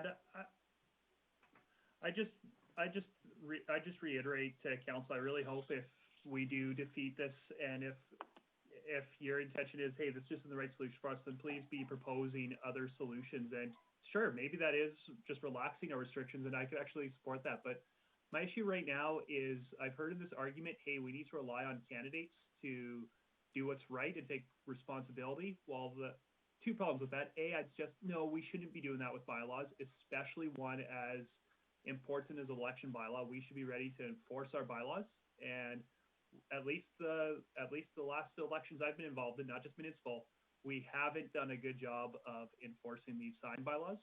And that's a concern for me. And also, at the very least, it needs to be, if we're not going to enforce them as a municipality, then we should be enabling residents to hold people accountable at the polls for not following bylaws. And right now, if it's almost impossible for a candidate to figure out where signs can and cannot go, we can't reasonably expect our residents to do that. So, fair enough if you don't think this is the right solution, but please, if you're going to vote in support of this motion, which means you're voting against the solution, please be proposing other solutions to make it easier for candidates to know where they're allowed and not allowed, easier for us to enforce, and easier for residents to hold candidates accountable for following our bylaws. Thanks, Councillor Bressie. Councillor Blackburn. Thank you, Mayor Gavin. Excuse me. I find the current rules around election sign placement exceedingly complex. And I know that all of the reasons for Councillor Bressie making the suggestions that he did are right, especially things like the popping up of construction sites and all the rest, and the amount of work that it takes a candidate and his or her team to stay on top of all of that. I recognize that the current proposal leaves part of the city bereft of signs, but I understand all the reasons why. So I would not support this motion, and I would hope that we would go back to implementing this new amendment to the bylaw as proposed by administration, who did a very good job, by the way, of putting it together. Thank you. Thanks, Councillor Blackburn. Any other discussion on the motion? I don't see anybody. Then I will call for the vote on Councillor O'Toole's motion. All in favor? That motion carry. Opposed? Okay, 2 opposed. So that motion to receive for information does carry. Is there any other business arising on this, Councillor Bressie? Great, thank you, Mayor Given. I'm just gonna make, if this is out of order, a bad motion, then I'm open to that, but I'm just gonna move that council direct administration to add this to an agenda at a future committee meeting. Just the idea, I think we need to have more conversation about this, and maybe it is your idea of we need to relax restrictions. But I just think that we need to do more work on this. We can't leave the status quo. Okay. But right now, I appreciate we're getting late. Sure. You know, I'm not sure what administration would add or when they would add it. Maybe this is trying to think about how I appreciate the intent to have a discussion about this and to improve the system. I'm not sure where to do that, and I'm not sure direction to administration to add it to a future agenda. They wouldn't know what to bring necessarily. And so, Shane, I see your mic is live now, and so I always take that to mean you have something to say about a topic. Speaking as an advocate for signs, I think administration would need a little bit more direction, or would actually ask council to start to narrow this down to the core issue. Is this about increasing locations? This was a starting point in the map that Arlene's provided. We could look at increasing locations. Is this about relaxing rules? I would suggest that if this were to come back, that it be around a topic and not just election signs. Okay. So can we maybe, Eunice, go ahead. Thank you. I actually have a suggestion that I'm hoping others may find helpful. I wonder, it seems to me that this discussion is not that the previous bylaw, gave us too many options or not enough options or that sort of thing, but the objection to the existing one is that it's too complex. I wonder if we might be able to, as councillors, highlight to administration the parts that we found complex and see if there is a way to simplify what exists, just using different language or explanation within the existing bylaw, so that it would really be not a wholesale change of the bylaw, but something that may make it simpler to understand for the likes of us. Okay. Thanks, Councillor Friesen. Anyone else? Do you have a way of activating that? I wonder if we could simply commit to reviewing the bylaw as individual councillors, highlighting within it what, if anything, we found problematic, and forwarding that to administration. And I guess we would have to move now then that there be a review of the existing based on feedback that would be forthcoming. Is there a way to do that? I'm not sure. Shane? Sorry, just caught you there. I'm not sure if you have a suggestion on Councillor Friesen's suggestion. I'm dead here too. As part of the work that Arlene's already done, we have, she has brought all the different pieces of this into one place. So I think even the work we've done has simplified this. If we, maybe if we brought that forward at have administration try a crack at simplified language, which I think work's already been done, and bring that forward for discussion would be a good starting point. Okay, another thing for discussion might be, so Arlene, I think I heard you say that there were originally 50 locations. And so maybe council seeing that, if the point here is to have defined locations to make it easy for people to understand, but there's a sense that this is too few or not enough, then maybe we need to see the first cut map, and council needs to make some judgment calls about what we think are appropriate locations. I think administration has made some judgment calls about what they thought were appropriate on a bunch of different factors. And so, sorry if I cut out there. I had another computer program knock out Zoom. So I think administration made some judgment calls. Maybe we need to see the first cut of all the identified locations, and council can work back from there rather than trying to work up arbitrarily. That might be another way for us to sort of have the conversation go forward. What about that? That's doable. Yeah. So is that something, Arlene, that you have? Like if we asked you to present the, or to send to us the larger number of locations and what that would look like, then we could consider that and discuss at a future meeting. That lives in GIS, so I'll work with GIS to recreate the locations that we did not present to you today, and we can send that out to you by email if you prefer. Okay, I think that would work good. What do others think? I think that's a good idea. Good suggestion. Yep. Okay, so I'm seeing a lot of agreement. We had the motion to receive this report for information.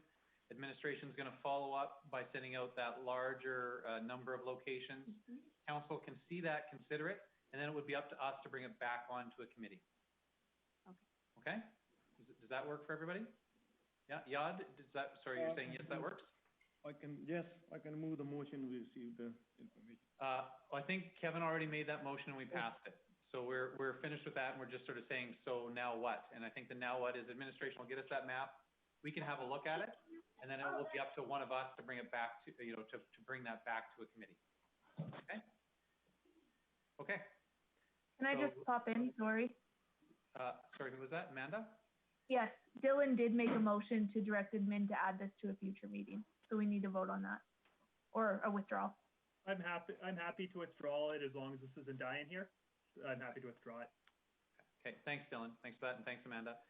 Okay, so then what's our next agenda item? Other business. Undeveloped residential land property class.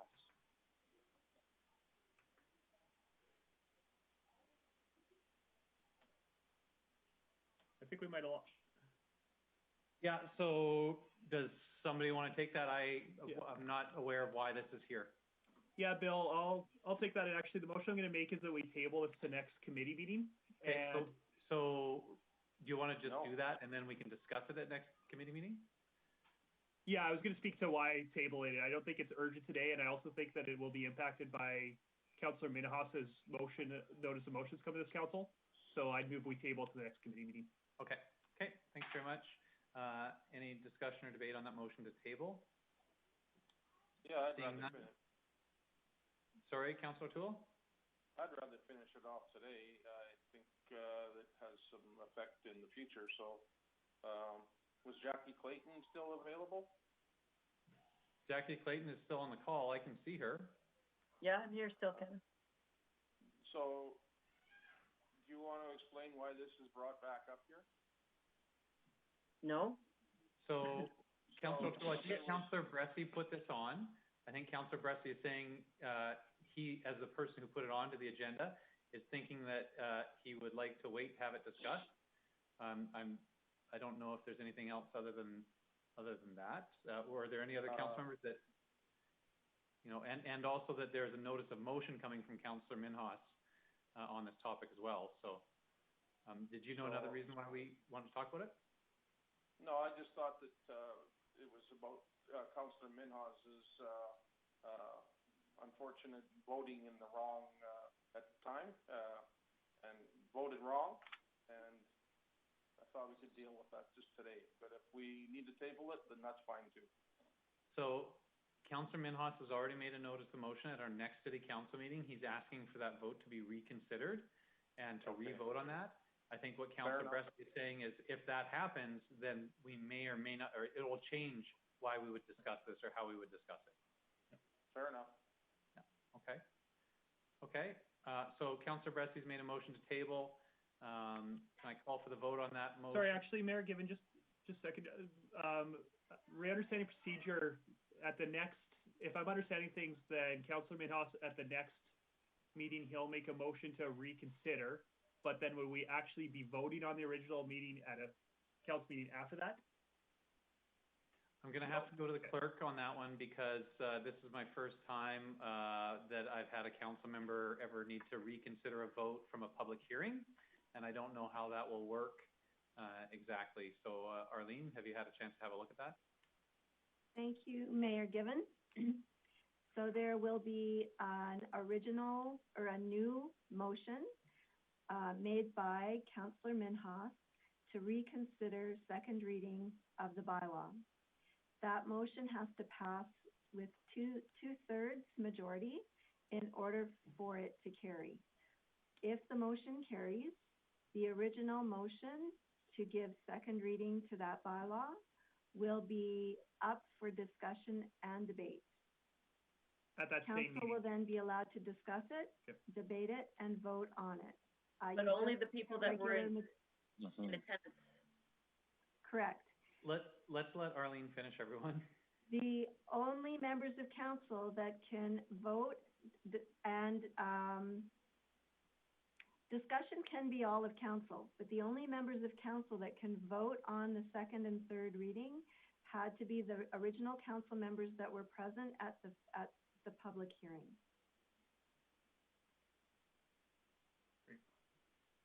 Okay, thanks, Arlene.